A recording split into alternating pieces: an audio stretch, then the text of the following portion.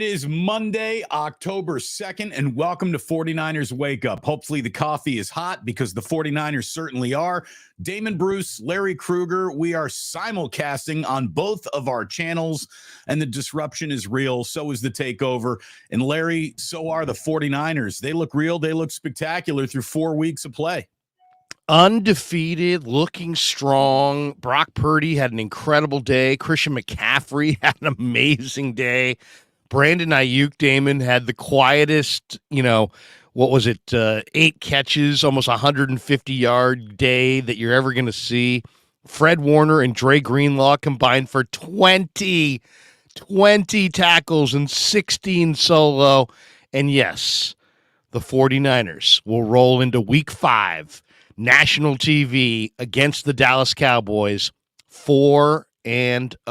It is a great morning.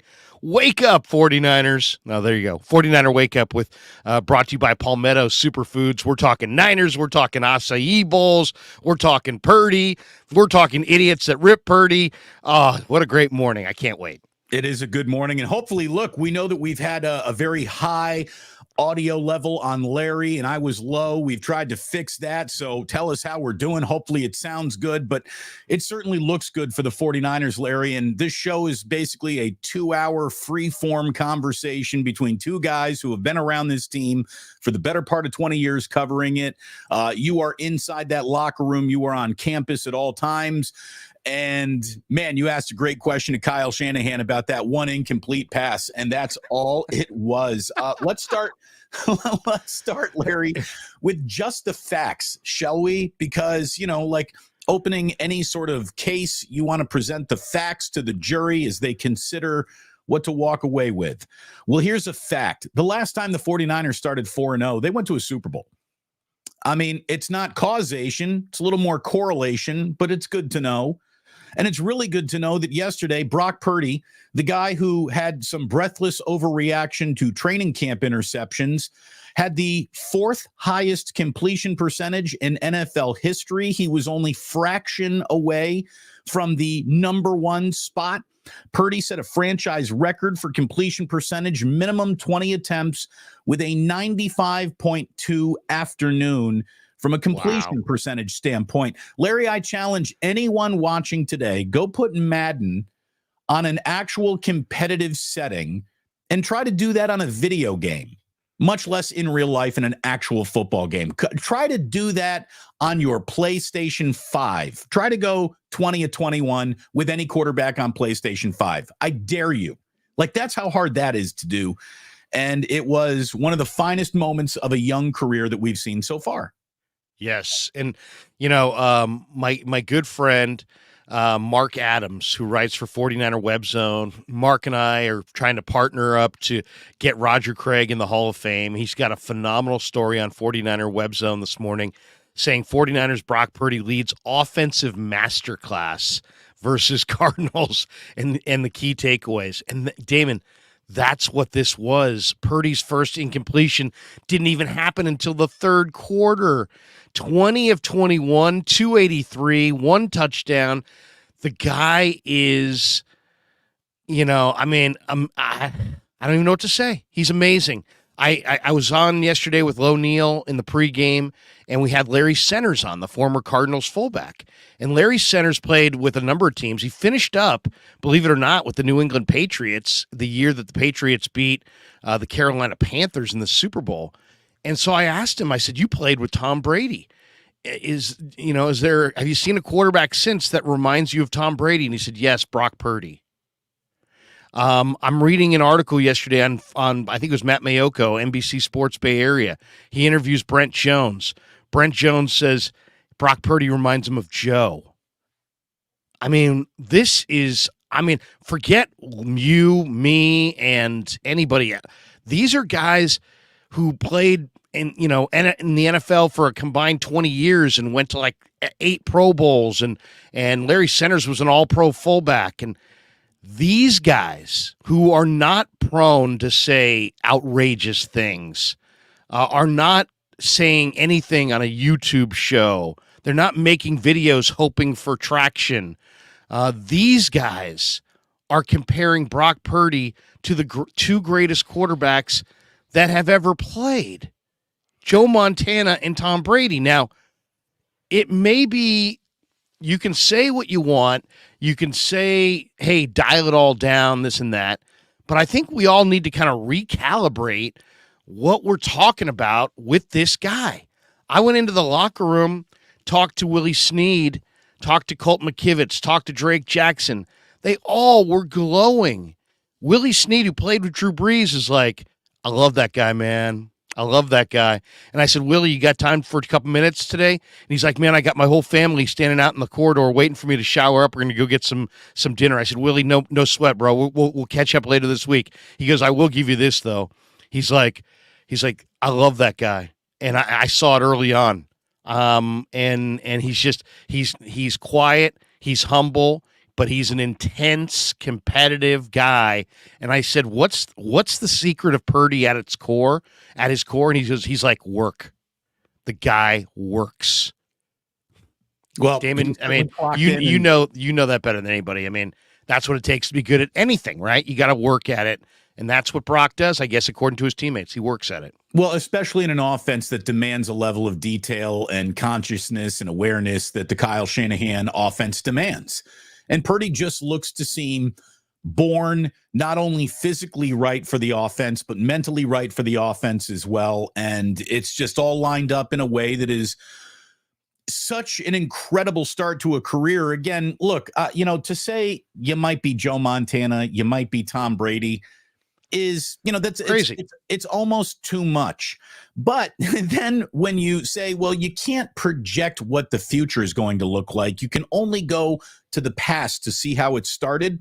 The truth is, Brock Purdy is better than both Tom Brady and Joe Montana combined.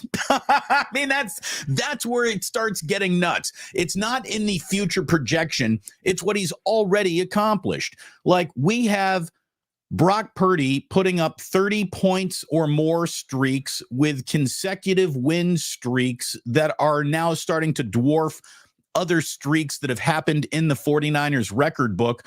When you look at the amount of points scored per game to start a year, you can draw a straight line between the start of Brock Purdy and the absolute apex of Peyton Manning with the Denver Broncos, Larry. And I think it was that 2013 Denver Broncos team is the team that set the all-time single-season scoring record with 606 points. So not only is Brock Purdy being mentioned with Steve Young and Joe Montana in the 49ers record book, he's doing something else that only Peyton Manning has done in this league.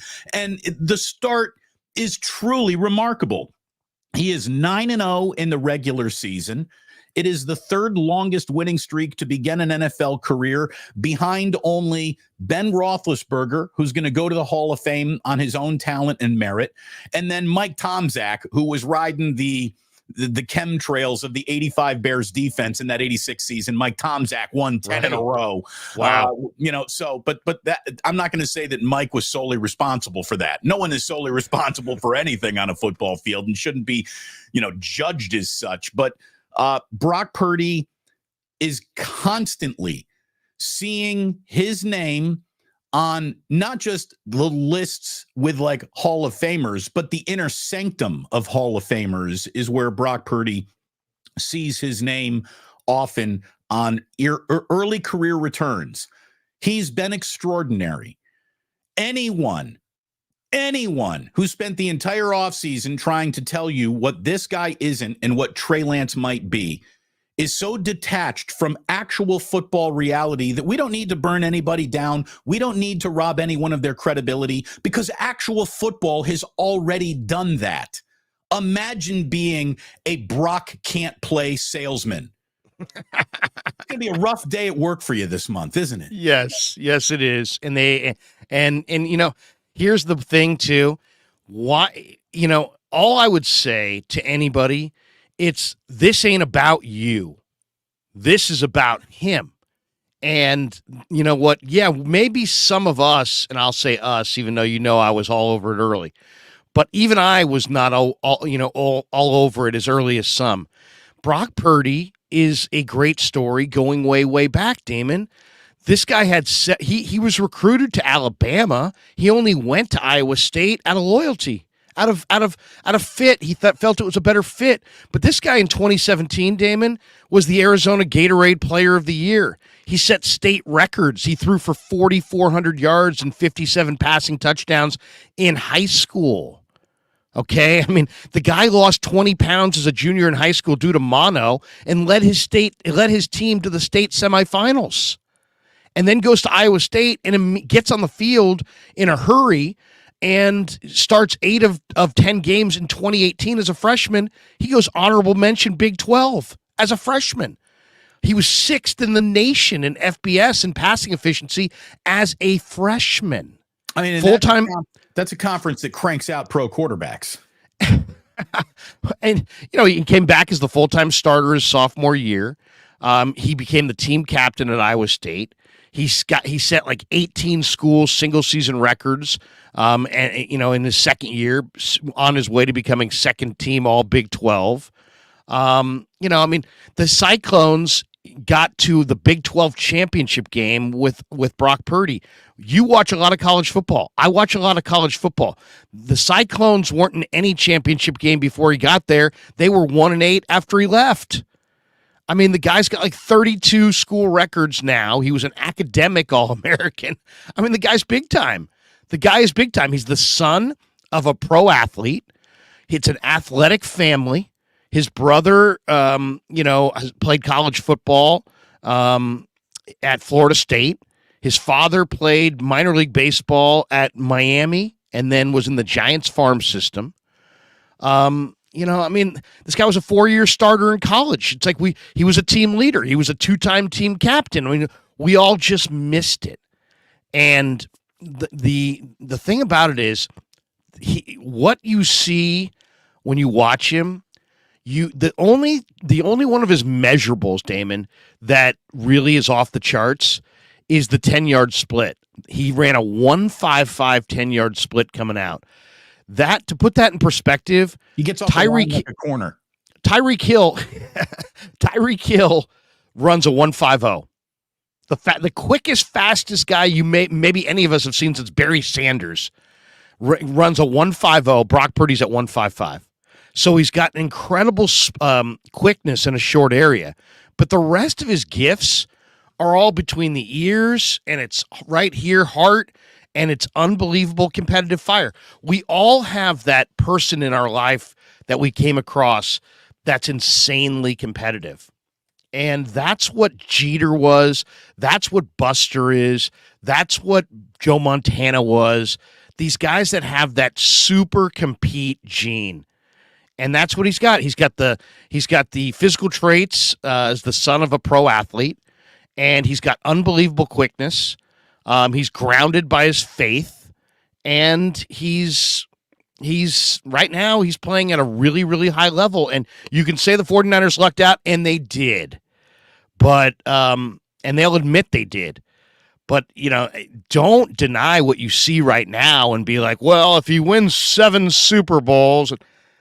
Dan Marino was maybe one of the greatest throwers of the football of all time. He has none. Right. So what are we waiting for? There's no maybe about it. He was. The thing that you said that really caught my ear was that super competitive gene. Like, if we could take Brock Purdy, boil him down to his ingredients and separate, the attributes from the attributes, and I could put one of his attributes into my children, it would be that super competitive gene. The guy who wants it, the relentless, doesn't stop working when the lights go off type of competitive athlete is harder and harder to find in the sports world these days. It's also, Larry, harder to find in what we'll call the blue chippers, the top prospect kids, the kids who have been given a wide berth in their developmental track and have coddled and been told how special they are. And that's why a hard worker can show up in a room full of physical freaks and play better than all of them. I mean, it's really a part of true athletic greatness to have that desire to work and grind and just hustle before the game even starts. And Purdy drips in that. And if you wanted to give one big blanket compliment to the entire San Francisco 49ers roster. That gene is shared by many, Larry. That ultra competitive gene is shared by many guys on this team. That's what makes them special. That's what makes them dangerous. That's what makes them one of the hardest outs in all of football. They do not quit. They've never rolled over. Even in Shanahan defeats, I've never seen the roll over and die game from the San Francisco 49ers in the 49er era. And we're watching roll over and die games, all the time. You can see it happening mid fourth quarter. The other team's like, all right, let's start thinking about next week. The 49ers don't do that. And that speaks to a level of super competitor that Kyle Shanahan is, that John Lynch is, and that all trickles down. So this is a team that is physically loaded and mentally prepared. And that's when excellence starts hitting football fields. No doubt. No doubt. And it's like not everybody who has that super competitive gene goes on to become a great quarterback. Sometimes they're lawyers. Sometimes they're doctors. Sometimes they're bus drivers. Sometimes they're school teachers. Sometimes they're YouTube hosts. Sometimes they're YouTube producers. The guy who produces this show, the great Kevin Krueger, my oldest son, I was telling Bob Sargent in the hallway after the game last night, he's like, yeah, man, this guy's a competitor. And we were talking about how I went up to Brandon Allen, and we were talking about Brandon Allen's like, I said, what do you like to do outside of football? He's like, I love to play golf. And I go, you going to drag Brock out there? And he's like, he doesn't play. He doesn't play. Otherwise, I'd take his money. So I go to the podium because we were talking to Brock later that day, and I said, Brandon Allen says that he's the best golfer on the team, Brock, and that he would drag you out there, but, he feels bad taking your money. And then Brock starts talking about how, my dad was kind of a fisherman, so I used to fish the ponds on the golf course. He goes, but, and I couldn't play golf in the off season because of the elbow thing. He goes, but then he comes around to his answer and he's like, but I'll get good enough to take his money. And so Sarge and I were laughing about that, right, Damon? And I tell him about my oldest son, Kevin, and I said, Kevin's got that, my oldest son's got this competitive gene. When he was 4, we had Benjamin, our third child, and we brought him home from the hospital. We're like holding him right there. We're like, hey, what do you think of your baby brother? And he's like, put him on the ground and let's see if he can crawl. And he was a newborn. And so it's like, I recognize that in my oldest son. He is an insanely competitive person and he wants to win really, really bad. And it's just a trait that it is somewhat rare, and then Purdy's got it. Purdy's got that, I want to beat you. But the work ethic that comes along with it, Damon, there were a lot of media people Thursday that were kind of pushed out of shape because the Niners had a 3 o'clock media deal. It was late in the afternoon, and we were supposed to get Wilkes and Forster and Purdy. Well, sometimes they come in a row. Well, they didn't this time. They opened up the locker room, so now it's like 4:30, and Brock comes into the room. And so some of us have been waiting for a half hour in the room for him. And he walks in. Of course, the first thing he says is, sorry, guys. Sorry to keep you waiting and this and that, which how many pro athletes would even have the presence of mind to do that, right? But then, it's like, what's he doing in that extra time? It was like, he's doing another meeting. And I talked to him. I said, what's your routine night before a game? And Damon, he's like, I like to just, have a nice meal with my, girlfriend, and then I just kind of go through what I'm doing, what I'm doing the next day. I'm going through the, play by play and just kind of thinking about my checks and until I have it like kind of mastered. So, you can love football, but how many guys really love the process of football? And that's what we see football on a Sunday, but the process of football is what goes on the rest of the week. And the guys who really are great at it are the guys who love the process of football. And I'm not banging on Jimmy, but Jimmy was a guy that plays football, but I don't think he really loved the process of football. I think he loved getting away from it. Some guys are dying at the facility. They're looking at their watch, dying to get to the facility. Some guys are dying, while they're at the facility, looking at their watch, dying to get home. Brock is a guy that loves the process of pro football. The film, the lifting, the meetings, everything that goes into trying to prepare yourself to win on Sunday. And that's, I think, largely why he's special. Well, and that's where the edge of greatness is found, because it is an awfully big show that we see on Sundays, but Monday through Saturday is some of the hardest work that there is on the planet for these guys. I mean, it ain't easy being a football player, and you have to embrace the grind. You have to love the suck to get to that one opportunity for a slight few hour window of glory that players allow themselves after a regular season win. And then should you get to the ultimate glory that is the Super Bowl, you're allowed then a couple weeks to celebrate before you get back to work. There is no sport where getting back to work is as an important part of the success process as it is in football. It's a total grind, and right now the 49ers have grounded out an incredible start to their year. Not only are they sitting looking offensively superior, defensively sound, and undefeated at 4-0, they're titanically healthy compared to some of the other teams in this league, and it is just as good of a first month start for the 49ers as they've had since I've been covering them. So it's a really, really great start. And we want to welcome all of you who are starting your day with Damon Bruce and Larry Krueger. It's 49ers Wake Up, and we're brought to you by Palmetto Superfoods. Larry, bring up the promo code. Let's show the people how they can go ahead and start eating delicious, healthy. It's a great snack at the end of your day. It is a great morning starter. The acai bowl at Palmetto Superfoods is nutritious. It's delicious. You look at me and Larry, you say to yourself, these guys don't look like guys who would eat acai bowls. But we did, and we instantly said, this is delicious. Why do we like it? It must be packed with sugar and a whole bunch of fat and all that stuff. Nope. The whole thing is all naturally sweetened.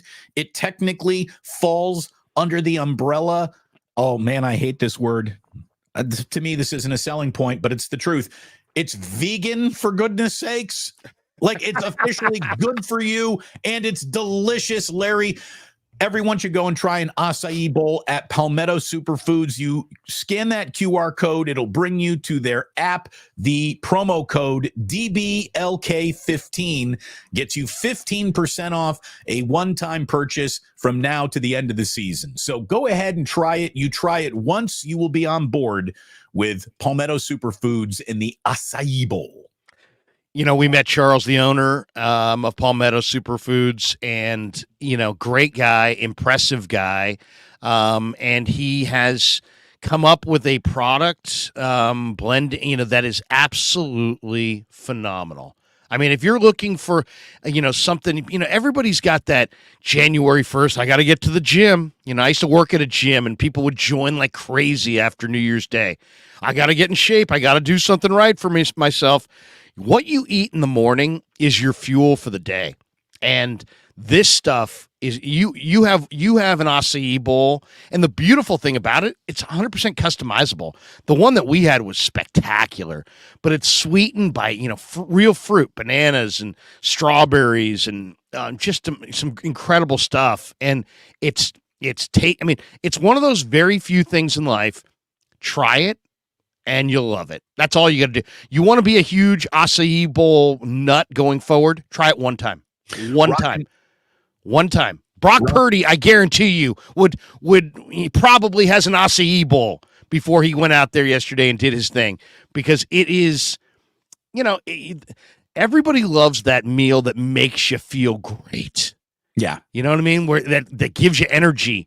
And, you're going to sit down at some greasy spoon and have a bacon and eggs and, weigh it down. Only thing that's going to send you is into some kind of a nap, and you're not going to be better for the experience.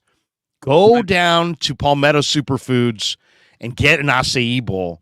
They've got locations all through. Yeah, Rockin' New Era 84 says no locations in the East Bay. We'll just wait. They're coming to Berkeley. They're coming to Walnut Creek. They're expanding. Yes. And someday Larry and I will be with Charles ringing the opening bell on the New York Stock Exchange as they go public and are trading acai bowls like it's a tech company. That's how good it is. This thing is going to grow, and we're thrilled to have Palmetto Superfoods on as the debut and title sponsor of 49ers Wake Up. And back to football we go. Larry, we'll bring the promo code back in just a little bit. Oh, you took it all down. We got naked all of a sudden. Look at us. Oh, wait a second. Hold on. We took it all down, baby. Let me tell you, since we're talking about the streak. There we go. There we are. There we go. The 49ers have won 14 straight regular season games. Amazing. Is that good enough for you? Because it's the second longest winning streak in franchise history. It was only a season that wrapped around from 89 to 90. So we're getting into, some real glory day years for the 49ers to find regular season success like this. It is the longest active winning streak in the NFL. Their point streak, Larry, they've now scored 30 or more points in each of their first 4 games. It's the first time in franchise history that the 49ers have done that. It is the 7th consecutive regular season game that the team has eclipsed 30 points, dating back to week 16 of 2022. It's the longest streak since at least 1970.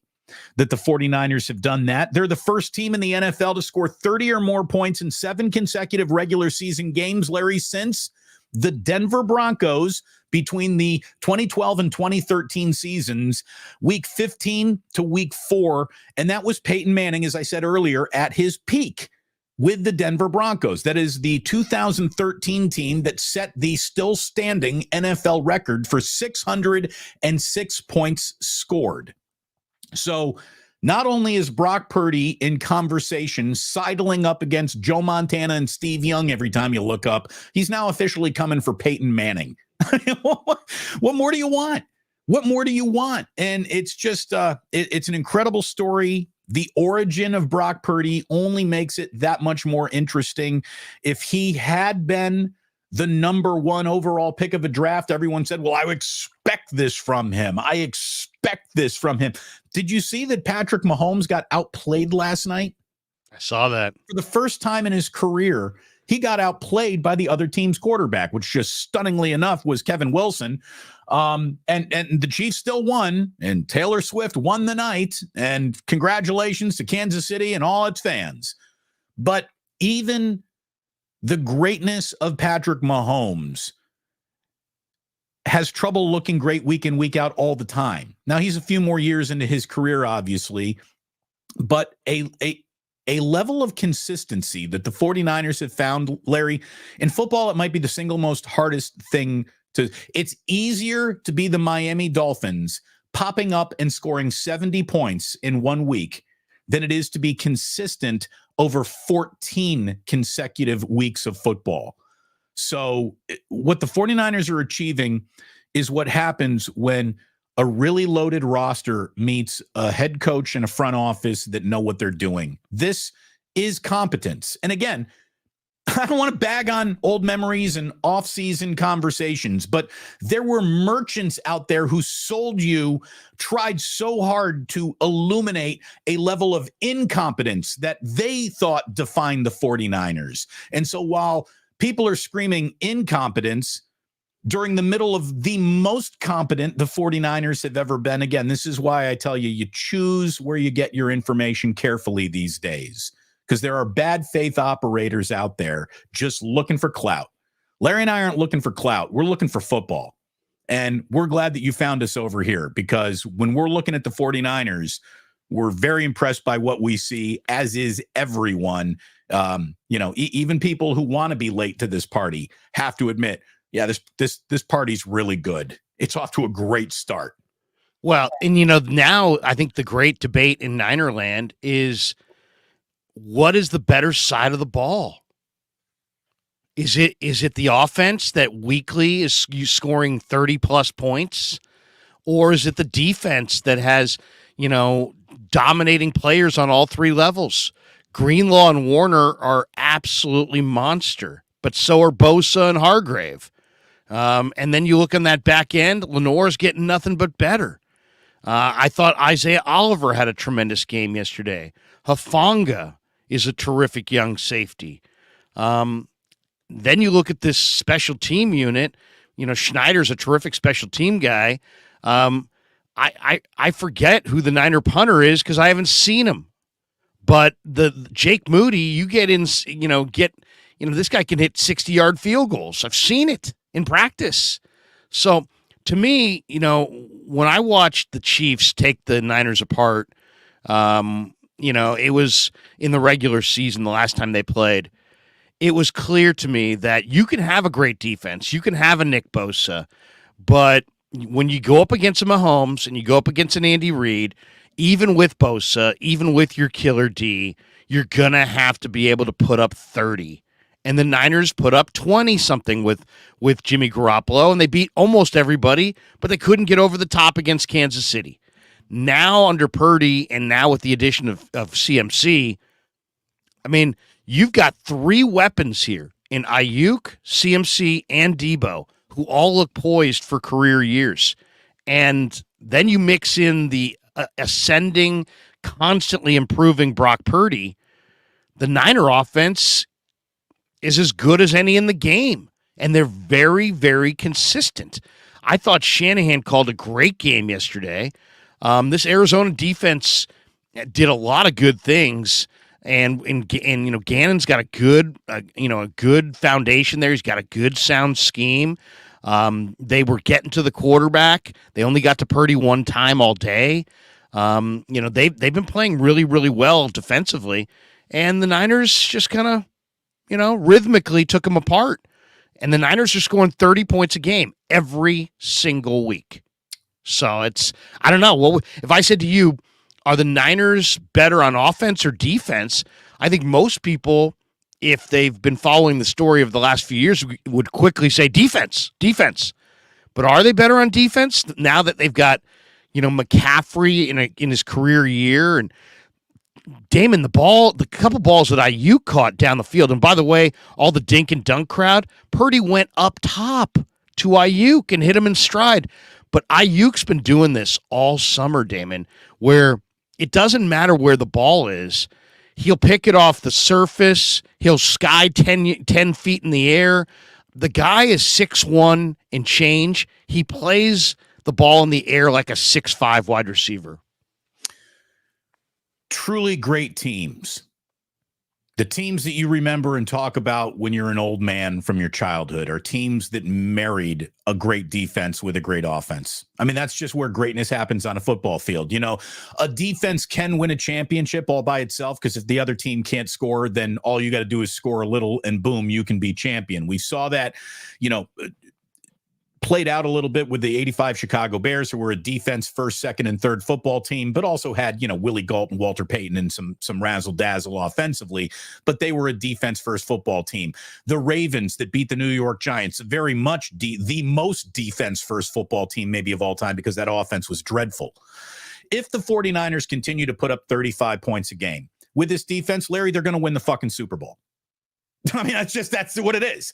They are going to win the Super Bowl if they continue to score like this and have a defense that plays like that. That's when greatness happens. That's when true excellence hits a field. None of this is easy. When teams start making it look easy, it's because they got those both things going for them. And the 49ers have looked pretty goddamn good in these 4 games that we've seen so far, to the point of it bordering on easy for at least 3.5 of the of the 8 quarters of football that we've seen. More than that. Sorry, I'm bad at math. But of the halves of football, the one half where they might have struggled defensively was that first half against the Los Angeles Rams. Everything other than that's been pretty good. And I got to tell you, Arizona, you got mad scrapple in you. You really do. I'm impressed, Jonathan Gannon. I'm impressed, Josh Dobbs. I'm impressed by how hard that team played. I'm impressed by some of the ballsy coaching decisions, the fake punt, going for it on 4th and 7 early on in the game, right at midfield, where, you don't get this. It's 21-0 Niners, and good night, Irene, right away. Like, they went for it. I respect the Arizona Cardinals. I really, really do. And they're the NFC West, Damon, I think it's safe to say, is better than a lot of people thought. Everybody said, the NFC West, but the Rams are decent and the Cardinals are good. Let me just say this about the Cardinals. And I talked to O'Neill in the pregame about this. The Cardinals stretch you vertically with their explosives. Michael Wilson had a day yesterday. Hollywood Brown can get deep. Rondale Moore is a burner. And then they stretch you horizontally as well. Connor can get to the edge, even as a big back. Dobbs is a great runner. But the stat of stats, the one that made me go, okay, now I see it with the Cardinals, is Josh Dobbs' quarterback rating off play action, 84. When he doesn't have play action, 34. So what's the key? What was the key to winning yesterday? Getting up 21 points or getting up 21-3 and then, and taking the play action game away from the Cardinals. The Cardinals the week before ran for 7 yards a carry, 220 plus yards against Dallas, which is why the Niners are going to beat Dallas next week because Dallas can't stop the run. The Niners held that same group to 4.2 a carry. Connor went for 52 yards, and Dobbs didn't have play action at his disposal in the second half. And credit Dobbs, though. He ran 12 times for 48 yards. And credit Gannon. He did everything in his power. He was 2 for 2 on fourth downs. He did everything in his power to try to keep them close, and still it was 35-16. So the difference is now between the Niners a few years ago, now they've got the ability to play complementary football. If your offense can score points, guess what? It's a whole lot easier to play defense. The defensive game plan was relatively conservative. If you look at Wilkes, he wasn't sending, tons of heat at Dobbs. Why? Why take chances when a team's got this kind of explosives? The Niners only sacked him one time, but they got 7 hits on the quarterback. 4 of them came from Bosa. But they played relatively conservatively. Why? Because, when a team's not efficient and they have home run hitters and they can throw the ball over your head, play them conservatively and make them drive the length of the field. The Niners did it. It took up time. They got just enough stops to beat them by almost 20. They're really good. I mean, they're really good. They're really good. Really good. They're really good. They have all 3 phases officially working. Like you said, it's like we haven't even evaluated a real punt game because we've seen so little of Mitch Wisnowski.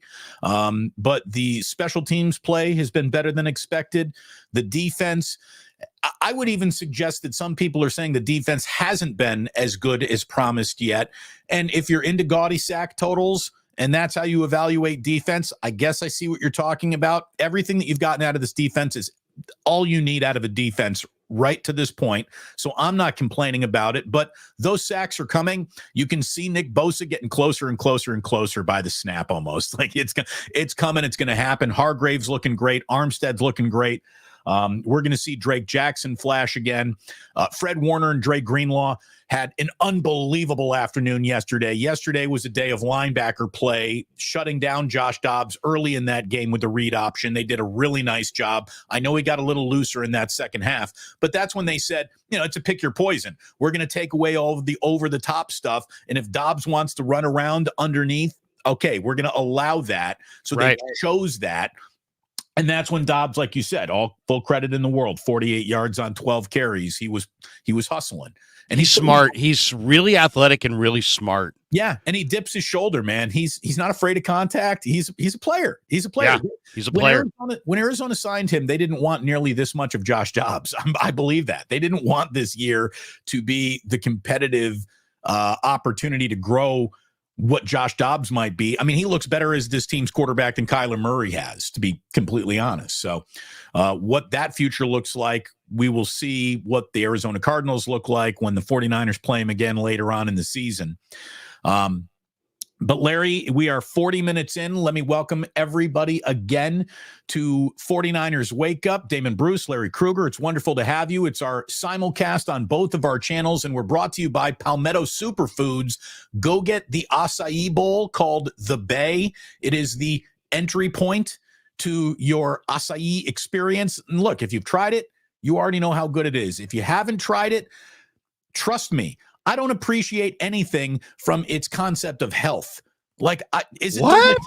Is it? What? I know, right? Is it delicious? Yes or no? That's all I'm talking about when I'm eating. Is it good? It's freaking delicious. It's absolutely delicious, and it's good for you, and it'll make you feel good. And when you go pick one up at a Palmetto Superfoods, you will be very impressed by the amount of yoga pants that will be in front of you in line. So, it's a target-rich environment. It's a delicious product. And with DBLK15 as your promo code, you get yourself 15% off a one-time purchase at Palmetto. And again, you try it once, you'll be hooked. Go get something good to eat and go get a date. If you got two things on your list and you're like, hey, man, I got to meet my wife of the future and I got to get in shape. It's a twofer. It's Absolutely. A twofer at Palmetto Superfoods. And I'll tell you, Larry, as I'm sitting around looking at the box score, looking for, I don't know, absurdities would be the wrong word, but just looking for points that are like, oh, well, how does that make sense? How does that make sense? Say that out loud. How does that make sense? The 49ers scored 35 points without a Deebo Samuel reception, and George Kittle had one catch. Amazing. That means things are going great. And that means Christian McCaffrey right now, if we ended the NFL season after 4 weeks for whatever natural event caused that to happen, Christian McCaffrey is the MVP of this league. He's not the offensive, most valuable offensive player of the year. No, he is the MVP of this league. And it is time for us, Larry. I want to spend at least the next 20 minutes basking in Christian McCaffrey.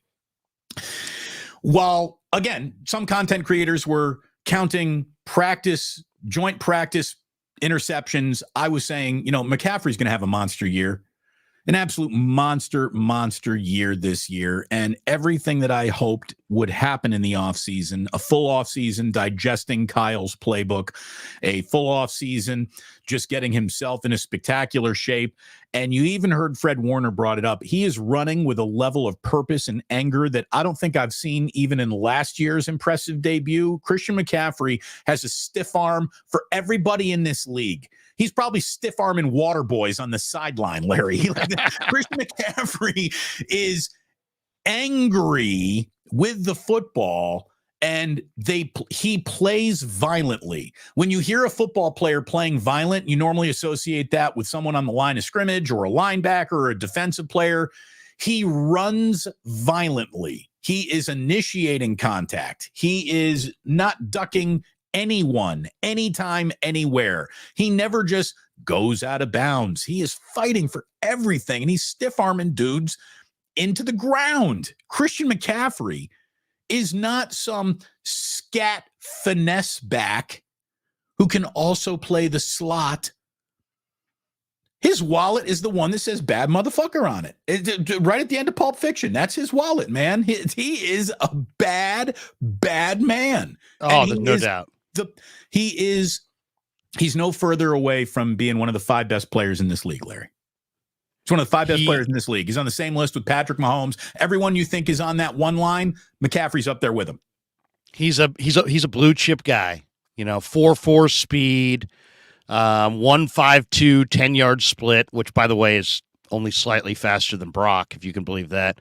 37.5-inch vertical. These were his numbers coming out, and this guy was incredible.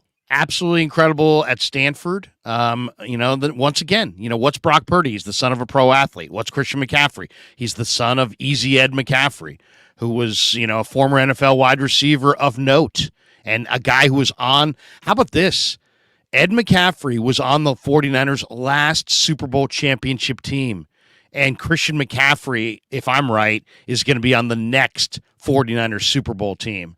This guy was spectacular in high school. He was the Colorado Gatorade High School Player of the Year. He set state records in scoring, touchdowns, all-purpose yards. He went to Stanford. The only guy who stopped him when he was at Stanford is our good friend David Shaw, who kept him out of the lineup as a rookie for Stephon Taylor or somebody or I forget who, it might have been Gaffney. I forget who exactly played a lot when Christian was a freshman. He was probably pretty good. I'll give David Shaw that credit. He was probably getting a lot of production out of an upperclassman, and you reward your upperclassmen. And Dave's my friend, and I love Dave, and I think the world of him. I'm just joking, of course. But, yeah, I mean, this guy is Christian McCaffrey something. He can run by you. He can run over you. And there was a play early in the game where he hit the hole. The Cardinal backer, I think he was Ezekiel Turner, stepped into the hole, and McCaffrey just banged heads with him. And Ezekiel Turner, I think, grabbed his face mask like 4 times on the day. I think he might have been called for 1 or 2. But, man, it was like Ezekiel Turner highway yesterday. He was just running right over Ezekiel Turner. And I'll tell you, Damon, while everybody is bringing notebooks to camp and writing down every little minutia, well, guess what happens when you're writing? You're looking down, and you're not looking up. And so, like, if you ever see scouts, they rarely sit there with a pen. They're watching. They like to watch the whole thing. And what you got out of what you should have taken away from the 49ers offseason wasn't, 4-yard out from Darnold to McCaffrey, incomplete, a 7-yard curl from Lance to, JP Mason, complete. You're writing all this stuff down. What you should have taken was back away and get the macro. And the macro on minicamp was Christian McCaffrey reminded me of Jerry Rice. I went all those years to Rockland and sweated and watched Jerry Rice run out every pattern 40 yards down the field. Watch Roger Craig run every run and continue 40 yards down the field in 110 degrees in Rockland. And that's what Christian McCaffrey did in minicamp. Everybody else was at like minicamp speed. McCaffrey was like, I'm taking this thing 30, 40 yards down the field.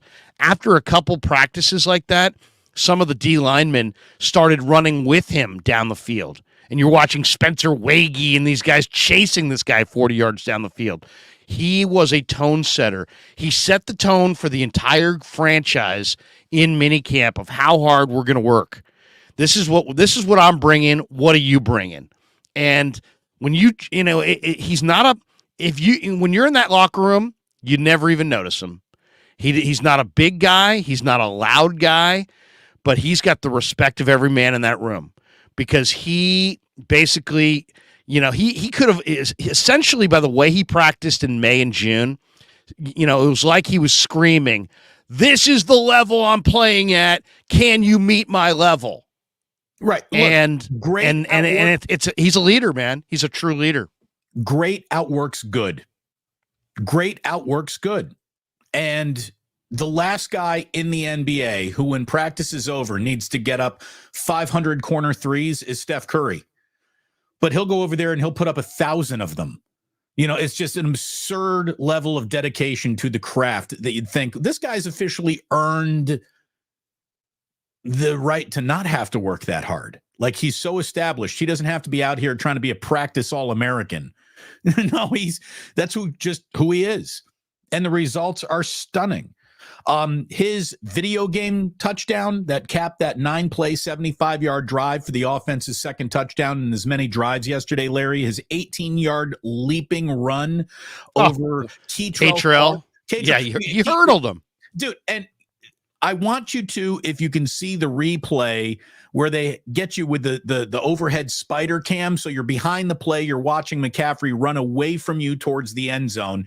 And after he leaps over Clark gets up and he's the human shrug emoji. Like he's got both hands, palms straight up in the air going, what the hell was that?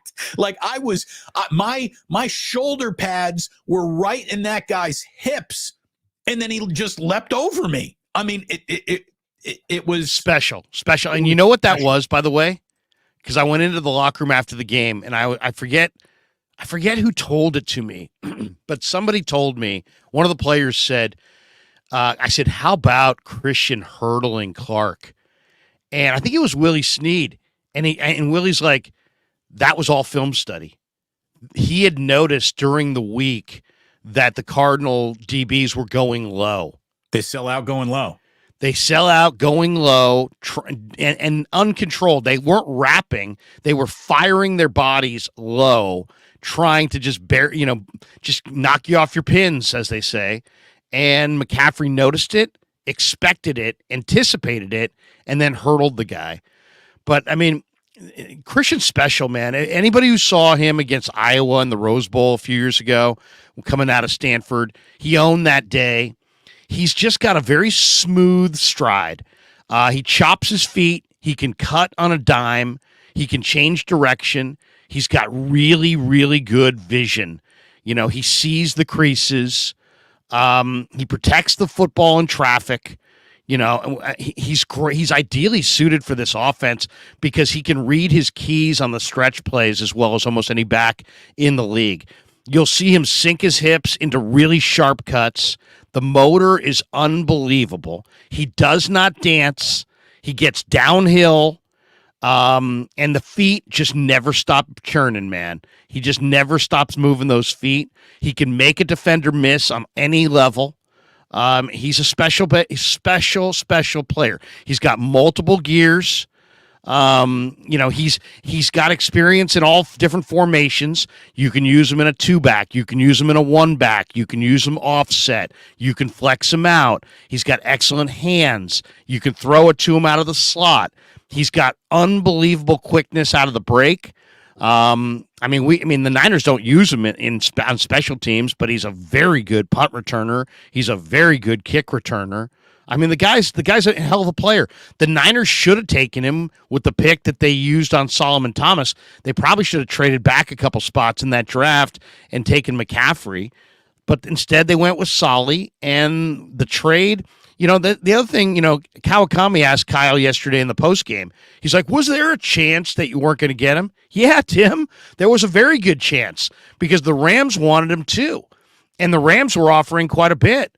So they had to outbid the Rams to get him from Carolina. There was a chance he was going to be an LA Ram. Instead, he became a Niner and 2 weeks later had that amazing game that beat the Rams. And believe me, that might have been, I know I don't want to put too much on this, but we all see things as they are. But if you go back to that season and that trade deadline, that was John Lynch made an executive of the year kind of a move there. The Niners played the Rams, and they were dinged up. They needed McCaffrey to be a huge part of their offense in that game.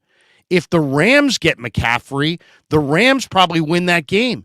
What people forget is the Niners needed every win at that point, including a win against the Rams in the final week of the year to just get into the playoffs. So you could make an argument if Lynch doesn't pull the trigger on that trade, they don't wind up beating the Rams in the head-to-head game. They wind up losing to the Rams, and they don't make the playoffs. And there's all kinds of pressure from the fans and probably owners on Kyle and John. Instead, he makes that trade. He gets this foundation piece. They beat the Rams. They make the playoffs. And now he's a key cog on a Super Bowl favorite. Look, it's going to go down as one of the single biggest trades in the history of Bay Area sports. If this team wins the Super Bowl, Christian McCaffrey is going to be right in the middle of that team photo, and therefore this is one of the biggest trades in the history of the Bay Area, much less just the 49ers. Since he has shown up, the 49ers have gone from good to great. That's it. The 49ers have gone from good to great, and the only thing that they haven't done was win a Super Bowl. That's it. That's the only box that they have yet to check in this Kyle Shanahan era with Christian McCaffrey and Brock Purdy. The only thing they have not done is win a Super Bowl, and you only get one chance a year to do that. So we're not going to really hold it against them, although some people like to hold it over them as if it's a shameful act. Oh, you haven't won a Super Bowl. Guess what? Most people in this league haven't won a Super Bowl. It's hard to do.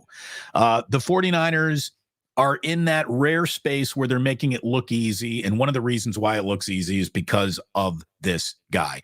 And I'll tell you, as excited as every Niner fan should be right now, Larry, as excited as you and I are to cover all of this, should Christian McCaffrey at any point in time this year go down with a season-ending injury, good night. That's it. That's how important he is. That's how important. I mean, I don't know if their season would be done, but they are not the same team without They're not the same. I mean, everything that you're counting on now as this is who the Niners are changes dramatically. Their DNA changes dramatically with him. Therefore, it changes dramatically without him. 177 yards from scrimmage and 4 touchdowns. You know, it's a great day in football. If you have a 2-touchdown afternoon, you had a monster day in the NFL. He had 4 yesterday. We're going to get used to McCaffrey multiple touchdown games the same way we get used to, Steph Curry hit 10 threes in a game again. Oh, well, he does that, you know. Damon, it's a celebratory Monday. There's no doubt about it. But we have to share this unfortunate news. Indiana Jim says R.I.P. Russ Francis. ESPN just said that he died in a plane crash. I loved Russ Francis, man. Russ Francis was a phenomenal tight end, a great 49er, a champion in every way imaginable, a special human being, a man who lived life with just joy and he wanted to, he wasn't one of these guys that just did nothing. This guy lived life with everything. He loved life and was incredible. He was incredible. One of 2 people killed in a plane crash at Lake Placid Airport on Sunday, according to the Adirondack Daily Enterprise. The 70-year-old Francis had purchased the Lake Placid Airways Scenic Tour business.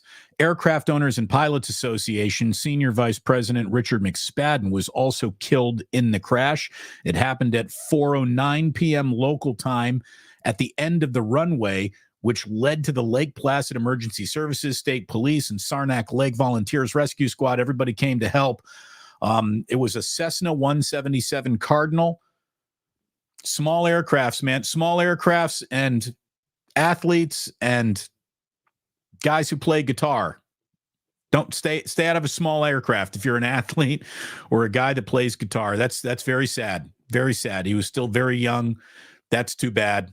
Rest in peace. Very sad. Very sad. Great Niner. He was traded, by the Patriots to the 49ers, another great Bill Walsh trade. The Patriots would go on and use that draft choice to draft Andre Tippett, but it's funny, he left the Patriots, he got a job with ABC Sports, and he was in Hawaii for the Pro Bowl. He interviewed Bill Walsh, and Walsh told him that this was the only time in his life that he'd actually be able to play football and that he would never get those years back and not to turn his back on the chance to play football. And so Russ came out of retirement after he sat out the 81 season, joined the 49ers, won a Super Bowl at Stanford as a member of one of the greatest teams of all time, the 84 Niners. He played a key role in the Super Bowl with 5 catches for 60 yards. And, he had an incredible year in 85 with the Niners with a career high 44 receptions. He was, he was an incredible personality.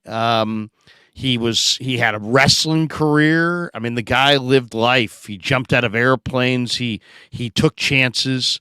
He had a great zest for life. And sadly, he's gone at the age of 70. And it's too just bad. A tragedy and all. He was beloved by all the Niners, and the Niner family, obviously sends their thoughts and prayers to Russ, his family. Just a spectacular football player, but a guy who had just a beautiful smile and a zest for life. And I wish we all could have that kind of zest for life. Very sad day. I'll tell you, it was sad hearing that Tim Wakefield passed away over the weekend too, losing a battle with cancer. Did not hear that either. Yeah, so very sad. Yeah, rest in peace to all those who are shuffling off this mortal coil. This is a special time we have together, so let's enjoy it while we're together. By the way, It's officially your 9 a.m. hour here on the West Coast. Welcome to 49ers Wake Up. Damon, Bruce, and Larry Krueger with you, brought to you by Palmetto Superfoods. Go get yourself an acai bowl, several locations. DBLK15 is the promo code. You want to give them the QR code. There it is. Larry is making it flash for you. Scan that right now. Go ahead and get yourself off to a really good week with a delicious, nutritious start to your day. It's a great substitute for that fattening dessert you might have had. It's absolutely delicious. Larry and I are hardly guys with runners' bodies. We're trying.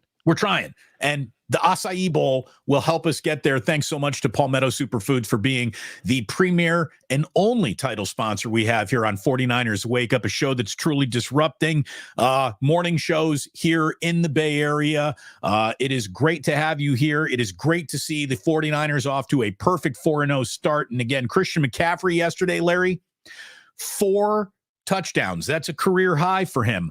McCaffrey and Tevin Coleman, believe it or not, are the only 49ers who've ever had 3 rushing touchdown, 1 receiving touchdown days in a Niners uniform. His 3 touchdowns in a half were the first time in his career he scored 3 touchdowns in a single half. It's also his 12th career game with at least 1 rushing and 1 receiving touchdown, which is now tied for the second most such games of all time, Larry. Marshall Faulk had 15 such games. McCaffrey also became one of 4 NFL players in the Super Bowl era to post 70 or more rushing yards, 3 or more rushing touchdowns, and 70 or more receiving yards with a receiving touchdown in the same game. The other guys are LaDainian Tomlinson, Clinton Portis, and Sean Alexander. You know, we're talking about guys who were the best at their position when they were playing. McCaffrey has passed Jerry Rice for most consecutive games, playoff included, in 49ers history with a touchdown and now at 13 games. And he is 3 games behind Rice for the regular season only record of consecutive games scoring a touchdown. He has been remarkable. He is the reason why Kyle Shanahan, I think, has just had that noticeable strut about him since he got the guy that opens his offense more than anyone else. And again, they put up 35 yesterday. Let me ask you this, Larry. Yeah. Was Deebo Samuel a decoy? Was he defended well? Was he out there to serve a purpose of distraction? Did he play through an injury and get just 3 carries for his efforts? Yeah, I mean, Deebo took one for the team. He was less than 100%, and he knew that, Juwan was out, and he knew that if he was out there and running around, that in and of itself would draw attention. He took one for a team. Deebo's a warrior, man. He is a warrior, and he was battling 2 injuries, and what the Niners wanted to do yesterday was win the game, win it impressively, and freshen up Deebo for Dallas and for the games coming up. And, so Deebo's got a rib injury, but he's also got a pretty painful, I think, kneecap bruise. He banged that knee pretty hard on the Giants sideline in the first quarter of their game the week prior. And I just think that, he was a guy that sat out some practice, and he easily could have sat out the game. But as I said, he's a warrior. So it's like, hey, you know what? I'm going to be out there for my teammates. He's a leader. I mean, he is one. This team's got a few tone setters. Fred Warner's a tone setter. Trent Williams is a tone setter. But Deebo is also at the top of that list. He is a true tone setter. And he just wanted to be out there. But I'm sure Kyle said, hey, look, this is not going to be a beat up Deebo day. We're going to spread the ball around to other guys. So you saw Ray Moore involved. You saw Willie Snead out there. You saw, Brandon Ayuk as the primary. Ronnie Bell. Ronnie Bell's a hell of a player. He got a touch. They spread it out, and now you've got Deebo another week to rest up those 2 injuries and get ready for Dallas. So that had nothing to do with, Deebo was slowed down or anything. Deebo's in the best shape of his life. And the one thing that was clear this summer is that CMC, Ayuk, and Deebo are all on, career year type trajectories. And that's what has made this offense, that and the emergence of Brock Purdy, have made this offense almost the equal, or maybe the equal, maybe even better than the Niners on the other side of the ball. And now I guess the big question is, can the Niners stay healthy? Can they, they're right now, everybody notices they're a great team, but they're going to be talked about a lot after next week. Next week is national TV, Sunday Night Football, and the Dallas Cowboys. And when the Niners win that game, they're going to be the story, not just on 49er Wake Up next Monday morning, but nationally on all the shows. They're going to be, it's going to be Niner, and right. People will be pointing ahead. What's that? The secret will be out. The secret will be out, and they'll be talking about Niners Eagles coming up in whatever week 13 or whatever it's going to be. But to me, I think we could peek ahead and start to, because now, look at it. It's October the 2nd. We are about 3.5 weeks away from the NFL trade deadline. And you're going to now start to hear about all these different guys who are going to be potentially traded around the league. And the 49ers have the second most cap room, and they have a full complement of draft choices, and they are firmly inside their Super Bowl window.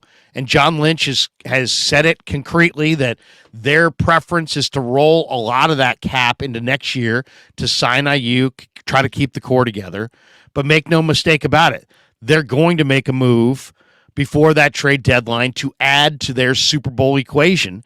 And now, and I'd love to see your guys' comments in the chat, if you could add one piece to this puzzle to get the Niners over the top and do what they have not done in 28 years, what would you do? Or maybe 29, actually. Well, what would you do? Let me ask you, Larry, because let's start with the 2 points where, glaring weakness might be a little over-exaggeration, but a weakness at right tackle, a weakness at corner. Ambry Thomas had a couple of bad plays yesterday. Michael Wilson with the longest offensive play of the afternoon until, Dobbs found Hollywood Brown for a 41-yarder. But Ambry Thomas let up a little bit at the end of that first half. And here's the thing. I don't even know if Ambry Thomas let up.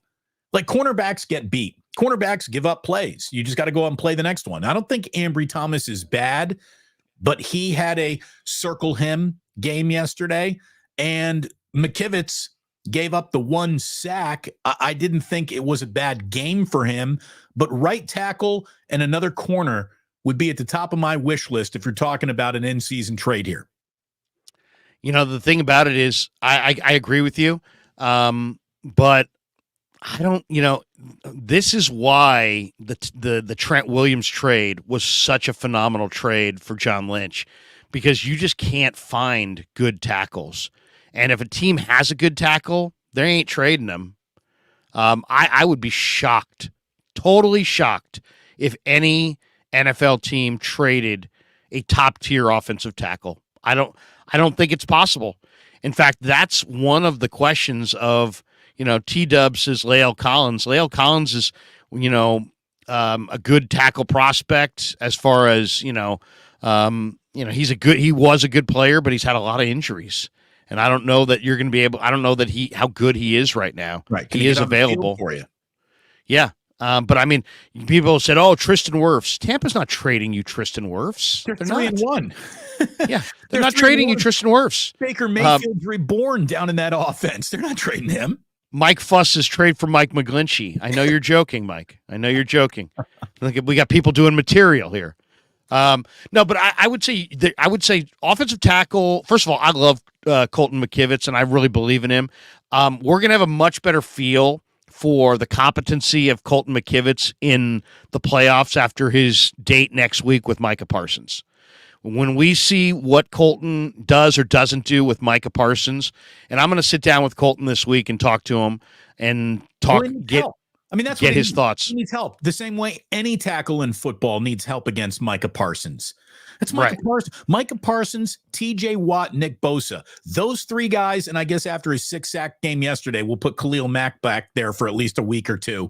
I mean, these are the best of the best pass rushers. Trent Williams has his hand full with Micah Parsons. So Colton McKivitz, give him help, give him a chip, give him use check lining up on his side, give him George Kittle, have someone always standing on Brock Purdy's right side, maybe not giving him that, get out safety valve, but leaving him in there for the blitzer that is coming. Oh, speaking of blitz, I've been meaning to ask you because I have not rewatched the game yet. I had kids hopping off the walls last night. Bath night, Sunday night. It gets nuts, Larry. I've been there. You're talking to a guy has 4 kids. Exactly. You understand. I have a 2-touchdown day. You've had a 4-touchdown day. I don't have to explain it to you. And if my wife is watching this, she's like, I did all the bathing. All right, honey. All right, pipe down over there. Did the 49ers send a single blitz at Dobbs yesterday? It didn't feel like they did. It did. Really, okay. So if they did, it's a single-digit number, right? I mean, they were going with 4 or 5 down D linemen all day. Maybe there was some stunting, but I did not see Warner Greenlaw take that real shot. I didn't see Hufanga. I didn't see anyone coming off a corner. And maybe I missed it again. Maybe I was looking down and making notes when that happened, but it didn't seem like a day where Wilkes was extra aggressive with the blitz package. No, but he Steve is. I'm really impressed by Steve because he understands. He's blitzed a lot in his previous stops, but he understands obviously the dynamics of anytime you blitz, you're leaving yourself open on the back end. If somebody can take advantage of it. He did bring a couple 6-man pressures that I saw where he brought literally the house on Dobbs on a couple of key downs. Javon Kinlaw's playing so well. I'm really happy. Kinlaw's playing well, but I mean, Steve brings some timely blitzes, but he didn't blitz a lot. And I asked him about it this week. I said, Steve, you saw the film. In week 2, the Giants had a huge second half against Arizona. And they totally shut down Dobbs after Dobbs lit them ablaze in the first half. And they did it by Wink Martindale bringing exotic blitzes. And I said, Steve, you got to get pressure on Dobbs. You saw what the Giants' pressure did to him in week 2. But at the same time, you have to play conservatively on the back end because the Cardinals have explosives for days. And how are you going to do this? And he's like, I think I can get there with my front 4. And we're going to have to get there most of the day with our front 4. And then, as you said, kind of play conservatively and make them keep their explosive playmakers in front of us. They did a really good job of that for the most part, and that was the game plan. Play conservatively, give those guys some room underneath, drop guys into coverage, and make Dobbs be accurate. Make him throw it over the top of the linebackers, but in front of the DBs, and make him thread the needle. Make him show that he was accurate. And I thought the game plan was genius. Now, as far as back to our last question about what would you add, I think a corner is a great one, Damon. I think you pegged that totally right on the money. There's talk that Denver, you saw Patrick Surtain's dad kind of show some frustration the other day on Twitter. Surtain would be a phenomenal ad for the Niners. And the one thing about corners is you can't fake corners. But if you have them, you have them. If you don't, you don't. And the Niners do, though, have on the PUP list, they've got Darrell Luter Jr. They like Luter a lot. They also have Samuel Womack on the IR slated to return. So you do have 2 guys there that you like that, potentially you're going to get back. They also have Kendall Sheffield, who they just signed, and they like Sheffield. He made a great special teams play yesterday. He made a great toe tap and play down at the goal line. Great play. Fantastic. And he also made 3 tackles yesterday. So I'd love to hear, what Steve thinks about the depth, the honest answer on the depth of his secondary. Mooney Ward's battled groin injuries in the past. If he goes down with the groin again, that's a concern. Oliver's playing well. Lenore's playing well. Ambry is a little bit more touch and go. They did sign Anthony Brown. They've yet to see him on the field. So corner would be one spot, but I'll tell you the other spot and I would do it as a block. Elijah Mitchell's hurt. We're talking a lot about McCaffrey, but you win Super Bowls a lot of times with the guys who touch the ball. The one thing I might want to consider doing if I was John Lynch at this trade deadline is the block. Dallas is going to be a whole lot better if they get Jonathan Taylor. Miami is going to be a whole lot better if they get Jonathan Taylor. Baltimore, Buffalo, going to be a whole lot better if they get Jonathan Taylor. Kansas City, there's a number of teams out there. Philly, I would almost be interested in a Jonathan Taylor as a block. It's an and I would even be willing to trade one of those backs in a second-round pick. The other name that I think is a really interesting name, always Drip 805, who's a great texter on many of my streams, says go get DJ Reed. I like that idea as well. The Jets are not going to be a playoff team. DJ Reed's got experience in the slot and outside. He's tough as nails. He's super cocky. He's a veteran guy. You could probably get him for a 4th or a 5th round pick. That's the guy I'd target right there as a DB. Maybe a cheap trade for a DJ Reed. Maybe a bigger trade for a Jonathan Taylor, including one of your non-McCaffrey backs. And show up on Super Bowl Sunday with McCaffrey, JT, Ayuk, Debo, Kittle, Purdy, Bosa, Hargrave, and then get your ring finger sized up for the Super Bowl ring. Well, that's what I would do. I'll tell you this. I wouldn't be worried about a single aspect of the future if I were the 49ers beyond this year. Right. I'm going to give you all the in. future. All right now. This is all it. In. This is it. And Kyle Shanahan and John Lynch have been afforded the security that comes with that decision. They just got brand new contract extensions. They're not going anywhere. They've been told by the casino, your credit goes to infinity. So sit down and gamble. I mean, this is the year to be as all in. Every single precinct is reporting the 49ers are really, really good. So if you can add a guy, look at it this way. You add a guy like Jonathan Taylor, all of a sudden that, oh my God, Christian McCaffrey is out 6 to 8 weeks with a high ankle sprain, doesn't scuttle the entire year. That's the ultimate insurance package. The ultimate insurance package. To me, a more rudimentary, how do you get better? How do you improve what might be a perceived weakness is that corner. And I do like the DJ Reed suggestion. It'll be interesting to see how much the Jets are willing to blow this up. Knowing that Aaron Rodgers is, coming back next year, how much are the Jets really going to use this year to take it apart when they're going to try to instantly put it back together with Aaron Rodgers next year? And by the way, well, if Aaron Rodgers is coming back, I mean, I think there's 50. I think that's 50-50, man. I think there's a chance he rides off into the sunset. That's a major injury. He's old. I don't know. He doesn't seem like the kind of guy who wants to grind through that kind of rehab. No wife, no kids. He's married to football. I think he's coming back. Well, you know what? 10 years ago, that was a forget about it. Now with modern medicine, Anthony Brown had an Achilles, and Anthony Brown played less than a year later. I mean, you saw Dan Marino have an Achilles. He never moved ever again. I mean, he was like he was like in a phone booth the rest of his career. So the procedures in the modern medicine improves every year, and heck, we now see Michael Crabtree had a major injury like that. He came back from it. It used to be, man, if you played corner or wide receiver, you blow an Achilles, you're done. That's it. Now it's like, hey, you know what? You're back. They lock that thing. I've heard a lot because Klay Thompson had this injury.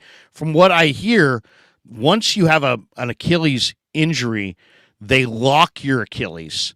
Like they literally put something there and they'll lock it. So like you could almost never blow your Achilles again. So maybe that, but I don't think you get the same fluidity, the same movement ability. I just, it's hard to imagine, but yeah, I mean, that will be, to me, they need corner help, and they also could use, somebody said DJ Jones. DJ Jones is making a lot of money in Denver, but in a lot of ways, the Niners would be unstoppable if they could add a DJ Jones, just because they would have another interior player who just can take away the inside run. But I don't know. It's like the more I look at it, the more I think corner is the play. Corner is the need. Yeah. Either way, I mean, the Niners, or they could do absolutely nothing, just stay healthy and be good enough to win the Super Bowl almost as they are. I mean, that is really what we're looking at. It's a near perfect 4-0 start on a day where Brock Purdy has a near perfect performance. He was 20 of 21 for 283 yards, a touchdown, no interceptions.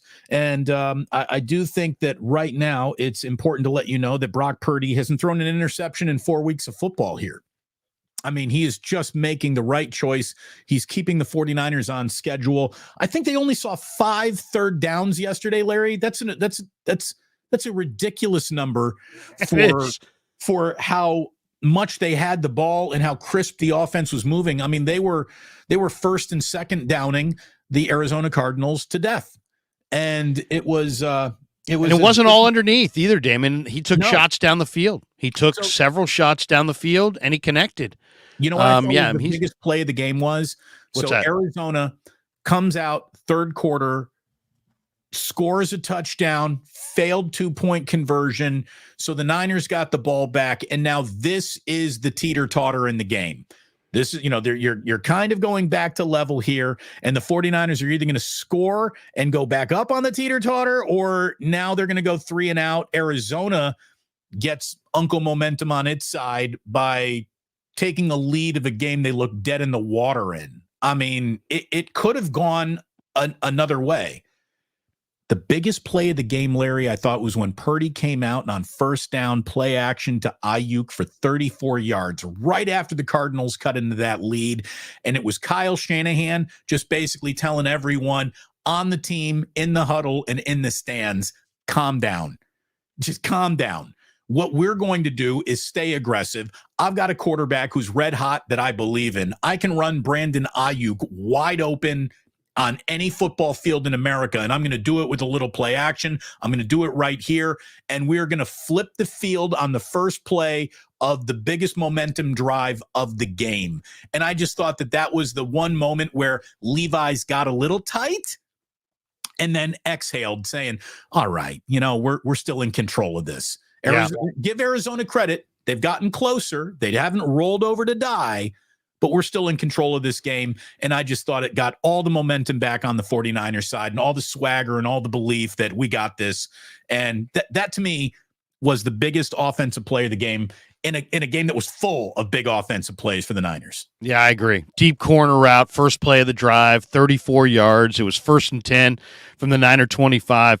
He finds Ayuk on the deep corner for 34, and all of a sudden the 49ers are on the other side of the 50 and rolling downhill to another score to make it 28-16. Now, you're spot on that one, and you could feel the nervousness in the crowd, and then you could feel, we're going to keep scoring. It's just going to be that kind of a day.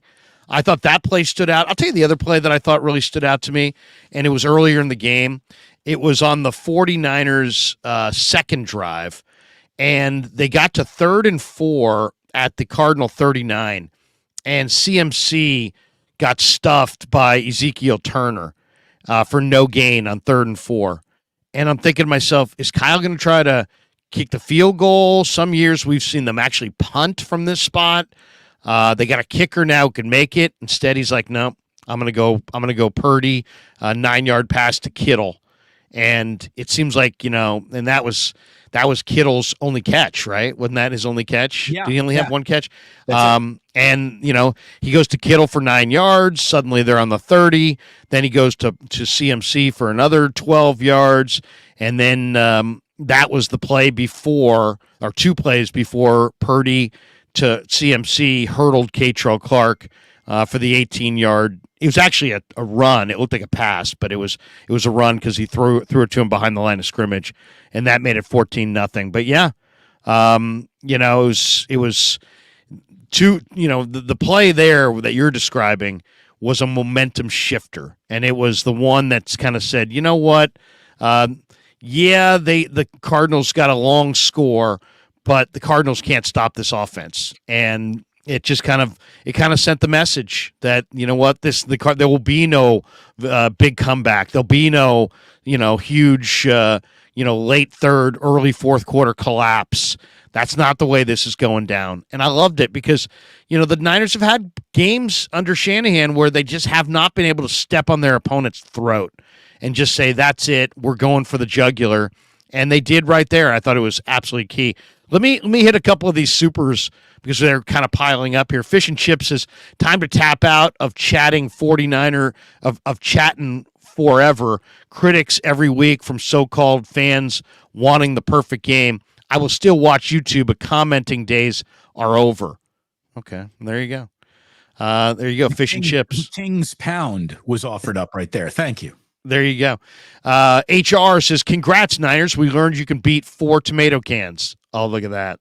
Somebody's not convinced. They beat the Steelers in their place. I wouldn't call them a tomato can, or at least I wouldn't say it to Mike Tomlin. Fish and Chips says, here's a couple pounds. R.I.P. Russ Francis. Great tight end. Sad news. No doubt. No doubt. Stephen Pryor jumps in with joining late, but what are your thoughts about only having 10 on the field for the 2-point conversion? Oddly disorganized. I thought we need more cornerback support. I didn't even notice that. I wrote down 4 things that I didn't like. Having 10 men on the field is one of them. That's an indefensible position. Let's not pretend that there's any excuse to be made. The good news still stopped them. They still stopped them with 10 men on the field. Thank you, Oren Burks. Thank you, Hufanga. Right. By the way, Oren Burks was ornery Burks yesterday. He was fired up out there. He had one of his more physical, scrappy games that he's had since putting on a Niners uniform. Seriously, I got to talk to him this week because I talked to him last week. It's almost like he's a split personality. When you talk to him in the locker room, he's just warm, kind-hearted, underspoken, kind of quiet, respectful. On the field, he's a bad man. But in the locker room, he's he's got a very soft tone. Scott Fowler says, I want a DB, but protecting Purdy has to be number one. Yep, no doubt. And we got this one from Zachary Kelway. People throwing shade at Bosa not having any sacks. That's idiocy. Yeah. And Nick first of all, Nick Bosa has played himself back into football shape. He is still collapsing tackles into guards, and he's still an absolute handful. There is a clear memo sent around this league. You got to get the ball out in under 3 seconds playing the Niners, and give Josh Dobbs credit. He was looking for some downfield plays yesterday. He had some decent when he had decent protection, he used it to seek and hunt the big play. Sometimes he hit it, other times he didn't. The 49ers Bosa's also got a streak going, Damon, where every game that he plays, he draws a holding call against him. Oh, and that's just the one they give him. I mean, there's a guy riding him down to the ground every third snap, and it doesn't get called. It's one of those. It's the Pete Carroll cornerback philosophy. Pass interfere on every play. There's no way they're going to call it every play. And that's how you go about defending Bosa, I think. You hold him if you have to. Grab him and hold him. They're not going to call it every single play, and they call it less on Bosa than it feels just about anybody else in football. But no, believe me, if you're watching the 49ers and your big walkaway point was there's something wrong with Nick Bosa, thank God Larry and I are here for you. I mean, come on. Thank God you are watching 49ers Wake Up, because we are exactly the antidote to the nonsense that you're being fed by people who just want to scream for attention. So that's why we're here. We're brought to you by the Acai Bowl at Palmetto Superfoods. Absolutely delicious, nutritious way to start your day, to end your day. It is a great dessert. It is a great morning boost. It is a great lunchtime option for you. Go get the Acai Bowl. Just start with the Bay. It's their entry point Acai Bowl, and you'll be very happy that you did. You'll be happy, healthier. You'll feel better.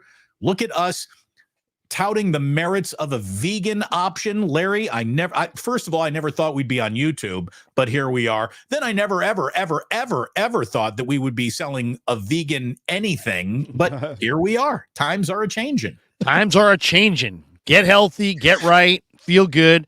But this isn't even about that. It's about, it's great. It's delicious. Delicious. I mean, If I would told say you it's super fattening and bad for you, you should still eat it. Yeah, I mean, go get this not because it's good for you. Go get this because it's great. It's delicious. And then if you'll realize it's good for you and you'll feel great, and it'll give you the right fuel for the day and it'll put you in the right frame of mind, and it's customizable. So it's not like, hey, you got to have this or that. And no. Anyway, you got a special dietary need, you've got an allergy or whatever. These are made to order. I mean, this is truly a la carte. And, we had one that was kind of their signature. We had that was fantastic. And I would love that again and again and again. But you know what? I get the feeling that people go there, they start there, and then they start perfecting different things that they really like. So scan the QR code, and you can use the promo code DBLK15, Damon, Bruce, Larry, Krueger, 15, and you'll get 15% off. So check it out, and you'll love it. You'll love the experience. And then scrolling in the bottom of the screen are their locations. They got a lot of great locations, and it's fantastic. And I'm out here in Walnut Creek. There's one coming to the Broadway Plaza. I can't wait. My wife is, very eager to get down there and try it as well. And Charles is a master. I mean, he's an absolute mastermind coming up with this business plan, and you can just see the popularity of these acai bowls. They're great for you, but they're great tasting, and this is the kind of thing you should be putting in your body every morning before you go about your day. Someone says prune juice companies should sponsor Damon. Hey, look, prune juice, there's another word for that. It's called Dr. Pepper. Yeah, we'll take a Dr. Pepper sponsorship. Absolutely. Look. Wait a second. I get this one, Damon, from Mark Pelkey. He says, Larry, do the Trent Baalke voice. I never liked acai, but I started doing a routine with Damon on the radio, and not as much with Larry, but sometimes with Damon. And I'll tell you, even though I'm in Jacksonville, I've called Charles, and I'd like him to open a Palmetto Superfoods here in the greater Jacksonville area. Have you tried the dragon fruit? It's the purple layer at the very bottom. It's the dragon fruit, and I keep coming back for the dragon fruit. I tell my wife, honey, I'm going to acai bowls, but I'm going to get extra dragon fruit because I'm a bold general manager who identifies value. There's a lot of value in the dragon fruit. Damon, Larry, I like Greenlaw, I like Warner, but I missed the day of Gerald Hodges, and I really thought we had a good linebacking core. But Larry always went on the radio and always was ripping us. And Damon, I did that regular hit with him on the radio, and he just kind of kept going after me. But I just wanted to say good luck to you guys, and God bless Trevor Lawrence. So look, because we got about a half an hour left here in our plan of doing a 2-hour show every single time the 49ers play. Larry and I are at 8 a.m. the following day. Obviously, next Monday will be a huge one against the Cowboys. I know Larry and I are going to have a special let's call it a Palmetto preview show. We'll give Palmetto a free day since they are our premier sponsor. We're going to do a little show based around previewing 49ers Cowboys because it is Cowboys week and it's a big week. But today's whole focus is looking back at what we just saw and what we have seen, not only in 1 week and 4 quarters of football, but over 4 weeks of football. It's an exemplary start to the football season. And I love the question that you asked in jest yesterday of Kyle Shanahan. Any problems with Brock's one incompletion? And Shanahan laughed, Larry, because he probably does have a coaching point in that one moment. Shanahan is always looking for ways to improve and ways to coach. And let me just show you week over week improvement, right? Wait a second. Before you do, Damon, let me share the screen on this one. Here we go. Thoughts on his day? He was great. He was almost perfect. Wait a second. Here we go. We'll start from the beginning. Here we go. Kyle, did you talk to Brock about that one incompletion that he threw today and what he could do better on that? I mean, that's why we punted on that one drive. But seriously, have you ever seen a quarterback go 20 of 21 and your thoughts on his day? He was great. He was almost perfect. That was a 3rd and 20-something. anyways. But he was great. Hung in there, made some big throws. A lot of times that defense is real. They don't give you the big throws, so you kind of got to pick them apart. He was very efficient at doing that. And when he had his opportunities for the big ones, he saw it right, made the right throws, and our guys came down with it. There you go. A little Kyle Shanahan yesterday And look, from the presser. Purdy wasn't totally perfect. There were a couple behind the route throws. I thought Mason had a really nice catch on normally a route that is reserved, specifically carved out for McCaffrey, and you're not expecting Mason to come into the game and run that route. And they caught the Arizona Cardinals basically off guard. It was an imperfect pass, and Mason went behind him to find it, but Purdy hit a wide open Brandon Ayuk throughout the game on multiple times. He was hitting his tight window throws. It was an exemplary day of offense. And again, improvement week over week. Funny question, but Kyle's always looking for things to coach. And last week, he probably spent the entire week, his 11 days in between games since they played on the Thursday night, or the 10-day layoff, was talking about improving in the red zone, because they failed in the red zone a little bit against the New York Giants, right? They had to settle for more field goals than they did touchdowns. Well, yesterday, the 49ers offense scored a touchdown on all 5 of their trips to the red zone, Larry. And when they do that, no one's beating them. This marks the most red zone touchdowns in a single game by the team since 2017, and the most red zone touchdowns with a 100% touchdown percentage in a single game since 2013. So, we're talking 10 years that it's been since the 49ers went 100% on 5 red zone trips in a single game. That is Kyle Shanahan coaching. That is the attention to detail that he craves as a head coach, and just beats into these guys. And it was a near perfect offensive afternoon. Again, Kyle's going to have to make some shit up this week as he's getting everyone ready for the Cowboys. The nice thing, here's the thing. I really do think that Arizona did the 49ers a favor by beating the Cowboys, because it put Arizona right back in the center of their radar. There was no look ahead, and Arizona absolutely showed you a little bit of a blueprint. And Kyle's going to follow that blueprint. And part of that blueprint is hitting some big outside runs, and they are lined up to do that with Christian McCaffrey and company. So I like the Niners against the Dallas Cowboys. We'll have a lot more time throughout the week to talk about it, but just a quick look ahead, Larry. I know one of the things that we were talking about on your post-game show last night from the stadium was that, you really do think the Cowboys, as good as they are, they represent a good matchup for the Niners. Yeah, no, the Niners can run the ball in Dallas, and Dallas's weakness is that they are a one running back team. They used to have Zeke. Now he's moved on. Now they have Tony Pollard, and only Tony Pollard. I mean, they use Turpin a little bit. They use Dowdell a little bit. They've got Deuce Vaughn, but Pollard is their back. I mean, he's their one back. And last year you saw, Jimmy Ward take out Pollard in the playoff game. Otherwise, that playoff game could have gone differently. But Dallas's weakness, I think, is they can't stop the run. Now they're a bully team, so if they get up on you by a couple scores, they got pass rushers for days, and they're going to cause turnovers and sack the quarterback. And, they only had 2 sacks yesterday on Mac Jones, but, they got a bunch of guys who can go hunt quarterbacks. If you look at them, DeMarcus Lawrence, really good edge rusher, Sam Williams, Dante Fowler, Micah Parsons, Dorrance Armstrong. These guys can come flying off the edge, and those are just their edge rushers. Big Osa in the middle is a hell of a pass rusher as well. Dallas is real, but I think they're a bully team. And if you can punch them in the mouth, make them play from behind, make them defend the run, I think you can beat them like a drum. And I think the Niners are going to wind up beating them. I think they're going to run on them and beat them. It's a bad matchup for Dallas. If Brock can take care of the football, I think the Niners can run it on Dallas. And I'm eager to see Elijah Mitchell get back on the field, because I think he's a big key next week. He's very tough to defend. He's got great instincts as a runner, especially inside.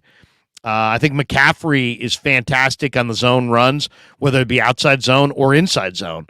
And I think the Niners can use those 2 guys and run it at Dallas all day. And I think Debo's going to run it more next week against Dallas. I think Ray may get a run next week against Dallas. I think the game plan next week is keep the ball out of the air as much as possible, run it on Dallas, make them stay home, beat them up at the line of scrimmage, and get out of there with a nice 10, 12-point victory. That's how. Steal a possession somehow, some way against Dallas. Just keep them down, keep them at bay. There's no reason to be picking against the 49ers based on what we've seen through the first 4 weeks. It's just that simple. Well, and here's the question I think is a good question this morning is who's the best team in the NFL? Is it the Niners? And if it is the Niners, who's second? Is it Buffalo? They just put 48 on Miami yesterday. Is it Baltimore? They just beat a good Browns team 28-3 in Cleveland. I'll say one team it ain't. It's not the Bengals. They got smoked. I don't know if it's the Eagles. They were life and death at home to beat Washington. It's like who's the best team in pro football? It's not. The Chiefs almost lost to the Jets. Look, but I would keep the Chiefs on that one line, and I would put the Eagles on that one line, and the 49ers are probably number one on the one line. So it feels like a little bit of a 3-team race in my mind. We'll see what the Bills end up doing. We'll see if the Dolphins can figure it out. But it's Kansas City's AFC until proven otherwise. I really believe that. And we got ourselves a Week 13 date in Philadelphia that could be an NFC title game preview. Look, this weekend at Levi Stadium could be an NFC title game preview. It's no time to just start overlooking the Cowboys as some sort of easy win. They're good. They're very good. So I think the Eagles are better. I think the Eagles can run the ball better. I think the Eagles can stop the run better. Zach Cunningham has been a phenomenal pickup for them. He had 13 tackles yesterday. We'll see what becomes of the Detroit Lions. Let's see what becomes of the Washington Commanders. If you're asking me, like, who are two of the up and coming, got to keep an eye on them teams it would be there. We'll see if Jordan Love can continue to figure it out with the Packers, but I don't think the Packers are destined for greatness this season. It's definitely not the Bears. Good God. What a mess. By the way, you talk about a roster that could be had. You want to go sifting through whatever you want of the Chicago Bears. That could be a full-on fire sale by the end of the year. It could be a Who do you want? Jalen Johnson, maybe? The corner? There's no one really, I would tell you there's your difference maker for the Niners. I really don't think the Bears have that. Every team's got talent, though, and you never know. And it may not take a monster move to get the Niners over the top. It may just be a subtle move. It may not take a huge addition. But Jalen Johnson is a really good young corner for the Bears, and I'd gladly take him. Heck, I'll tell you one thing that's happening in Bears land. I think they're getting really close to releasing Chase Claypool. Oh, yeah. I'll say this. I would take Chase Claypool. I would sign him, and I know he's had some problems in some spots, but he was a great player at Notre Dame. He started his career hot with the Steelers. I'd have interest in Chase Claypool. I think he's got real talent, and for whatever reason, he hasn't been in the right environment. Nobody's been able to get it out of him, but I really like him. Let me hit a couple more supers here because they're starting to pile up. Brandon F. says, Damon, clearly you don't like Grant's takes, but why whine about it? Grant can be childish, but you're sounding almost offended. Looks just as bad. Don't comment. It doesn't. No, we don't need to comment. We'll just let Grant be Grant. I'm not the one making him look bad. Football's making him look bad.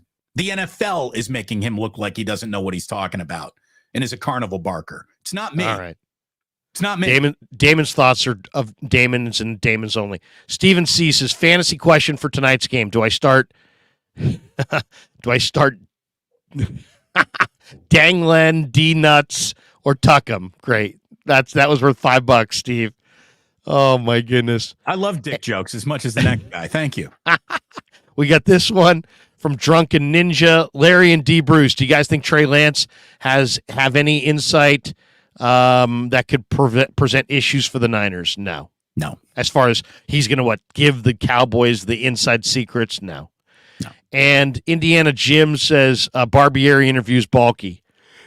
You know, Trent, I've always thought that, you were a very underrated executive and that you like the Giants, but I like the Giants. I know Tom liked the Giants, but I've never asked you, do you like baseball, Trent? Well, what do I want to do? Ralph, What do I want to do? I'm just glad that you're here doing your thing, man.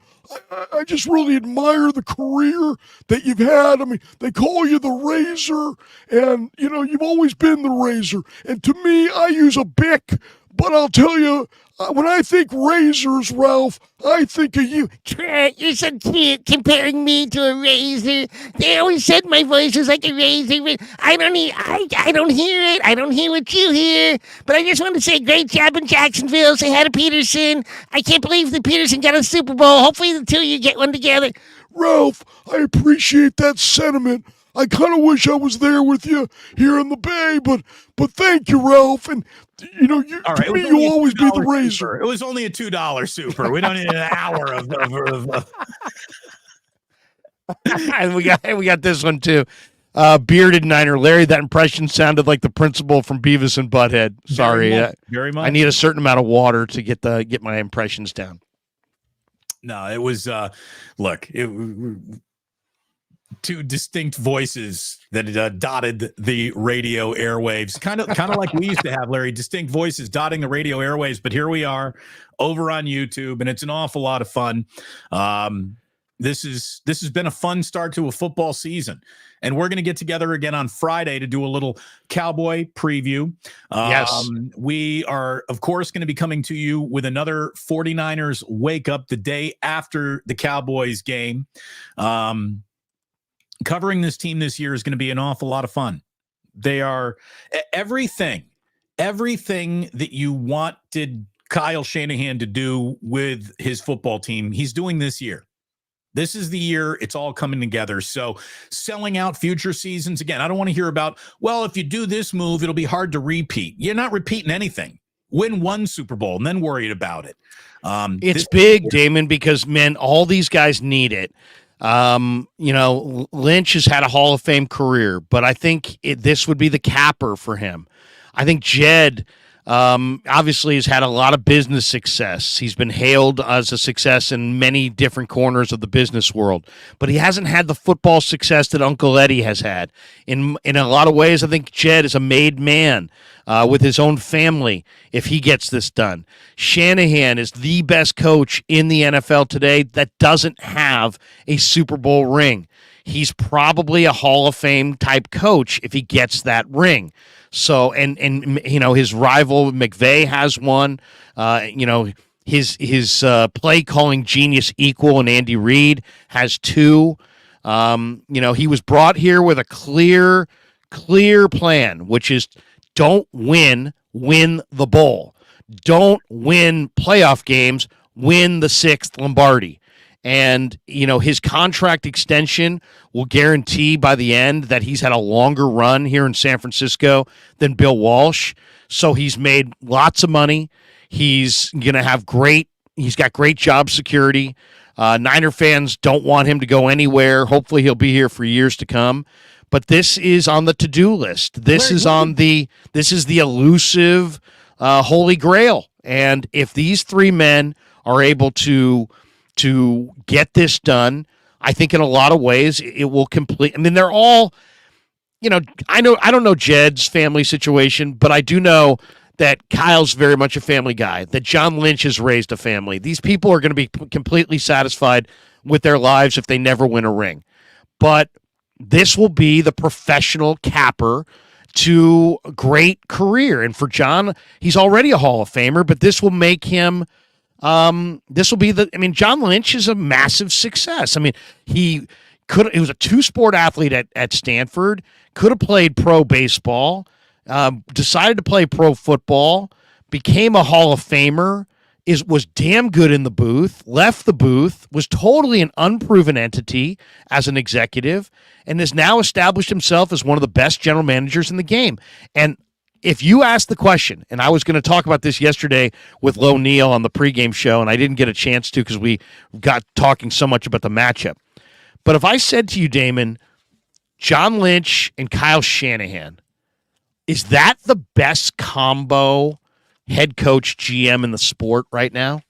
And I would say that it probably is. Now, I know everybody's got their own feeling on exactly where these guys sit.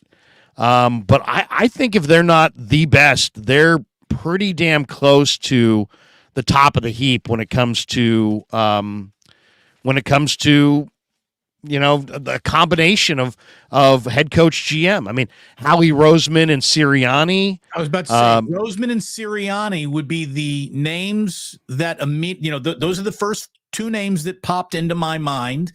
But that's almost more on Roseman's reputation than it is even on Sirianni's. Yeah, I mean, Kansas City's obviously got to find Brett Veach and Andy Reid. Yeah. I mean, Pete Carroll and John Schneider, Eric DeCosta and John Harbaugh. I mean, there's a few. Mike Tomlin and Omar Khan. I mean, hey, McVay and what's his face? McVay and Les Snead. Yeah, and Snead might be heard from before this year is over. So there's a lot of talent in this league. There is a ton of talent in the coaching box, in front office suites, and the Niners have as much talent dotting the entirety of their franchise in every aspect of their franchise, on every branch of their franchise, as any team in football. Again, they are, how much of a model franchise can you be in week 4? We don't know what the model's finished up, but the Niners are a model NFL franchise. Full stop. It's who they are. They are a team that more teams want to be more like than less like. It's just who they are. They have married this concept of physical, violent football to a scheme that is the envy of offensive schemes, that is producing 30-point scoring totals on the regular with a defense that is a bare-knuckle back alley brawler who can absolutely beat you up.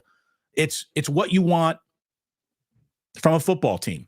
What do you think of this criticism, Damon? Batman29 says, so much money in the D-line, yet where are the sacks?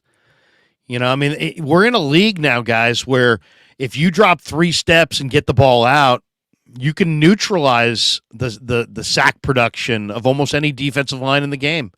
I mean, that's what we're seeing. We're seeing the ball come out quick. This is this is the league's adjustment to the highly paid edge rusher and the premier position that's become. 3-step drop, ball, get out.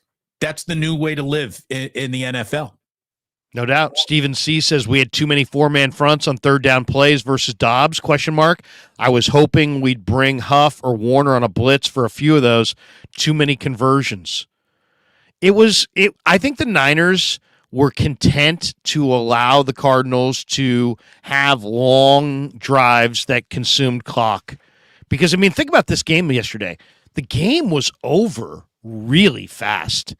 And I think that was by design. It's like get in, get out, get the W, and get down the road. Well, and, there was a question earlier in the chat where someone said, it's all good with Brock right now. Let's see how he looks when he's down 14. Folks, any quarterback in this league is in trouble when they're down 14. Patrick Mahomes is in trouble down 14. You're all in trouble down 14. That's what this league is. You're in a lot of trouble when you're down 2 touchdowns. I don't care who you are, where you are, how good your team is, how good your coach is. You go down by 14 points. That's a game you're supposed to lose right there at that moment in time. Weren't they down 10 in the fourth quarter to the Raiders in Vegas last year with Brock Purdy? Didn't they come back, tie the game, force overtime, and win it? Maybe, but it's the Am I Raiders. Losing my mind on that? Did that not happen? Or again, if it happened against the Raiders, who cares? I don't mean to be insulting, but seriously, the Raiders are the biggest clusterfuck in football once again. So, by the way, Khalil Mack 6 sacks yesterday. How about that? Yeah, not a Raider. Not a Raider. Not a Raider. Was a Raider, not a Raider. Who do you do it against? The Raiders. The Raiders. The Raiders. Damon, I'll say this too. Watching this 49er team right now, I don't feel like they've come together. I mean, they're 4-0. Have they had their signature game? I don't think so. I really don't. I think there's a lot more there. I think there's more there. You know what I mean? What are you looking for? What will be a fingerprint that says that will allow you to identify that as a signature game? Because to me, Brock Purdy doing that while Christian McCaffrey does that's pretty much a signature offensive game, I think. But I guess you're just looking for a little bit more bare knuckle brawling from the defensive line. Is that what you're looking for? Well, I'll say this. I mean, I think they've got some key pieces that we still need to see. Like, I think Womack and Luter could really add something to their secondary. I'd like to see a little bit more edge rush talent. Maybe Robert Beal. He's on IR, slated to return. I'll say this too. I would love to see them with what their offense would look like with a true vertical threat out there. I mean, they've got Danny Gray on the IR. Just watching Rondale Moore do his thing with Arizona, I'd love to see the Niners add a Rondale Moore type burner. Just a little bit more speed, maybe to create more space for Kittle, Debo, Ayuk. I mean, the Niners have a tremendous quarterback accuracy, and obviously really good weapons, but they're operating right now without Danny Gray, without that deep speed, without somebody who can run off the top of a defense. And when you're watching the All-22, you can see them being defended a little bit, like they don't honor the deep ball quite as much. I don't know. There's wrinkles, but I just think the O-line can get better. I think you've got some young players and Banks and Burford and McKivitz that are going to get better as the season goes on. I think the defensive ends opposite Bosa. I was talking to Drake Jackson yesterday in the locker room, and I said, Drake, what would you give yourself? And you can watch the interview right now when we're done on YouTube. I said, what kind of grade would you give yourself? The guy had 3 sacks in the opener. Yesterday, he almost intercepted a screen pass. He's gave himself a C-. And I just think that maybe there's one more edge piece that could be added to this mix to make them a little bit more ferocious up front as a group of rushers. I mean, Hargrave commands doubles. Bosa commands doubles. Armstead is maybe the most underrated player on the whole team. And Drake is a real nice young player. But the depth behind those guys, not great. Like when I was watching Dobbs get loose, and there was a couple times where Cleveland Farrell was right there, and Dobbs, he's not closing ground on Dobbs. Dobbs was running away from him. You'd like to see a little bit more electric speed in your defensive ends than what the Niners possess with Hyder and Farrell. So I don't know, maybe a little bit more speed. Deep speed on offense, a little bit more speed off the edge, maybe a little bit more, one more cover guy with some big-time speed. Maybe that's an internal thing, but I still think there's more there. I think they can get better. I really do. Well, they've got a lot of seasons still remaining in front of them. I mean, that's the only problem with the 49ers start is that all it is. It's a good start. They're not even at week 5. There are 12 more weeks of football coming up after the Cowboys game, which will be no walk in the park. So this is an endurance test. This is a huge, long military campaign that the 49ers are running. And staying healthy, to me, staying healthy is more important than any ad you could make. I mean, that's pretty on the surface obvious statement, but this team stays healthy. Sky's the absolute limit for them this year. I mean, I'm trying to not get too far ahead of myself. I take. I think that's fair, though. That's a fair comment. Yeah, that's a fair comment. If they can stay healthy, health is the number one ticket to the bowl. Stay healthy, take care of the football, stay focused. Play smart. They're going to be favored in every game except for the Eagle game. I don't know. I'm not even sure about that. Yeah. What do you think? You're a gambler. Make a spread on Niners Eagles in Philly later this year. What do you think it's going to be? Pick them. Wow. I mean, seriously. Yeah. That I was feels going to say, I thought you were going to say like maybe Eagles -1, something like that.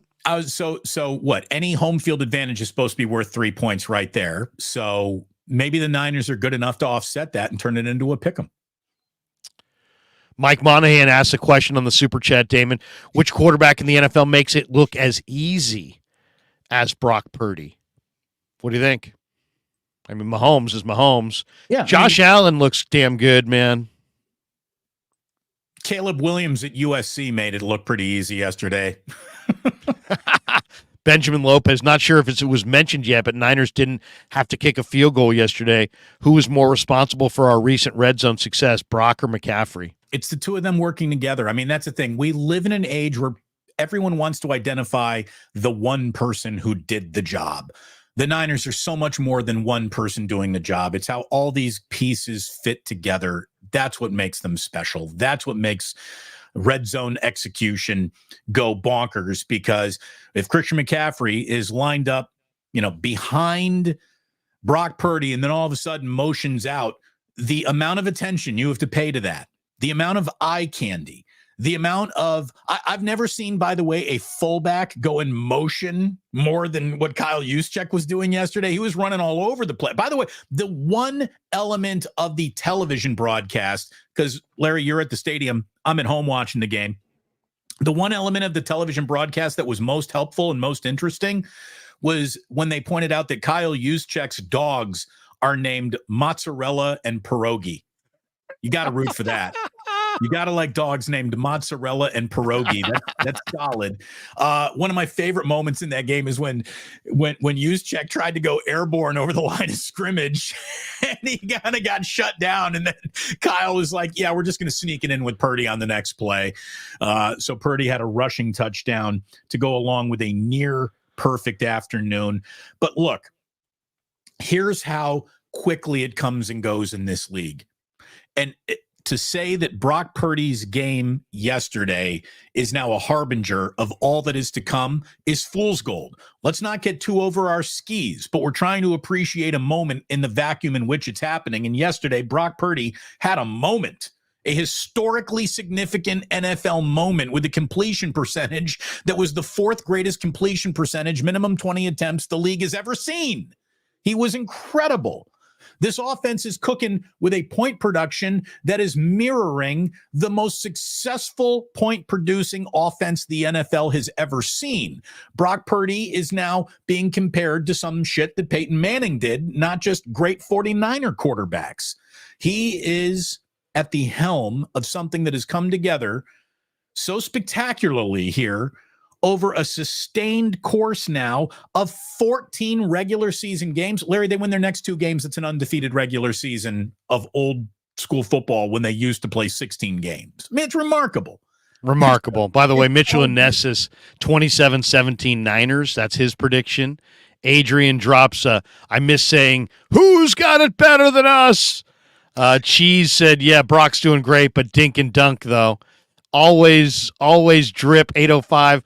Niners 33, Cowboys 20. That sounds right. That sounds right about right. I think that's probably a pretty solid prediction right there. Yeah, I mean these are good days, a lot of fun.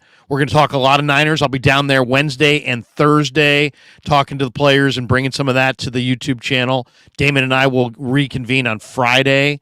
Man, good show today, man. Good show. Lots of good stuff. 2 hours went by fast. It always does. 2 hours, 1,000 people in the room still. I mean, just an amazing outpouring of support for you and I from the audience.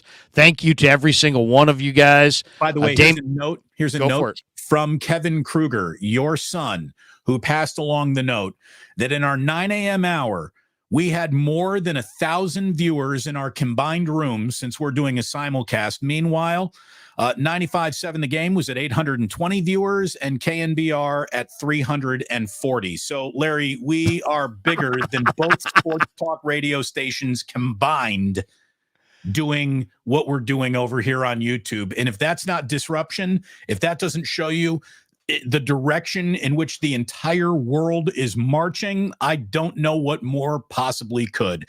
We're bigger than the sports leader. Who's got it better than us? D. None of Bruce, these radio stations. I'm That's off for to the sure. gym. I'm going to do 2 plates today, 225. I'm coming back, baby. How many times I'm you putting coming that back. How many times you putting up 225? Today, Yeah. without a spot, 0. I would say with a spot, 2. But within 3 weeks, I'm thinking 5 reps. 5 reps at 225. I'm getting back in the gym, man. I'm throwing around the plates. I'm gonna be something someday, Damon. Larry's going 5-0, everybody. There's no doubt about it. It's that kind of commitment to the grind that separates Larry Krueger from most of your average sports talk hosts out there. Larry, you're the best. Congratulations again on the success. I know that you just eclipsed, 26,000, whatever it was? 26 million. No. 24,000. We're headed towards 25,000. Check out the Krug Show. Check out Damon Bruce's channel. Damon, baby. off to the gym. Big day, big 2 hours. Should we fire the close? We got a brand new close. We'll fire the close. We'll tell everyone to get their acai bowl one more time at Palmetto Superfoods. Thanks Wait a so second. much Wait a for second. sponsoring. We will Wait. be back. Well, here's the thing. I will be with you in about an hour here on the Damon Bruce Plus. I'm going to be doing my show. Then I'm heading over to Warriors Media Day. So we'll have some more stuff. We'll talk a little basketball before this day is over. But it is Cowboys week. Larry and I are going to bring you a special preview show on Friday. We will be back at it on our own post-game shows after the Cowboys game on Sunday Night Football. And then we'll be right back at it next Monday here on 49ers Wake Up. Excellent job by Kevin Krueger producing this today. Fantastic job all the way around. Larry Krueger, you were all right. I was decent. The audience was amazing. And I thank you very much for tuning in today. Larry, take us out. Peace.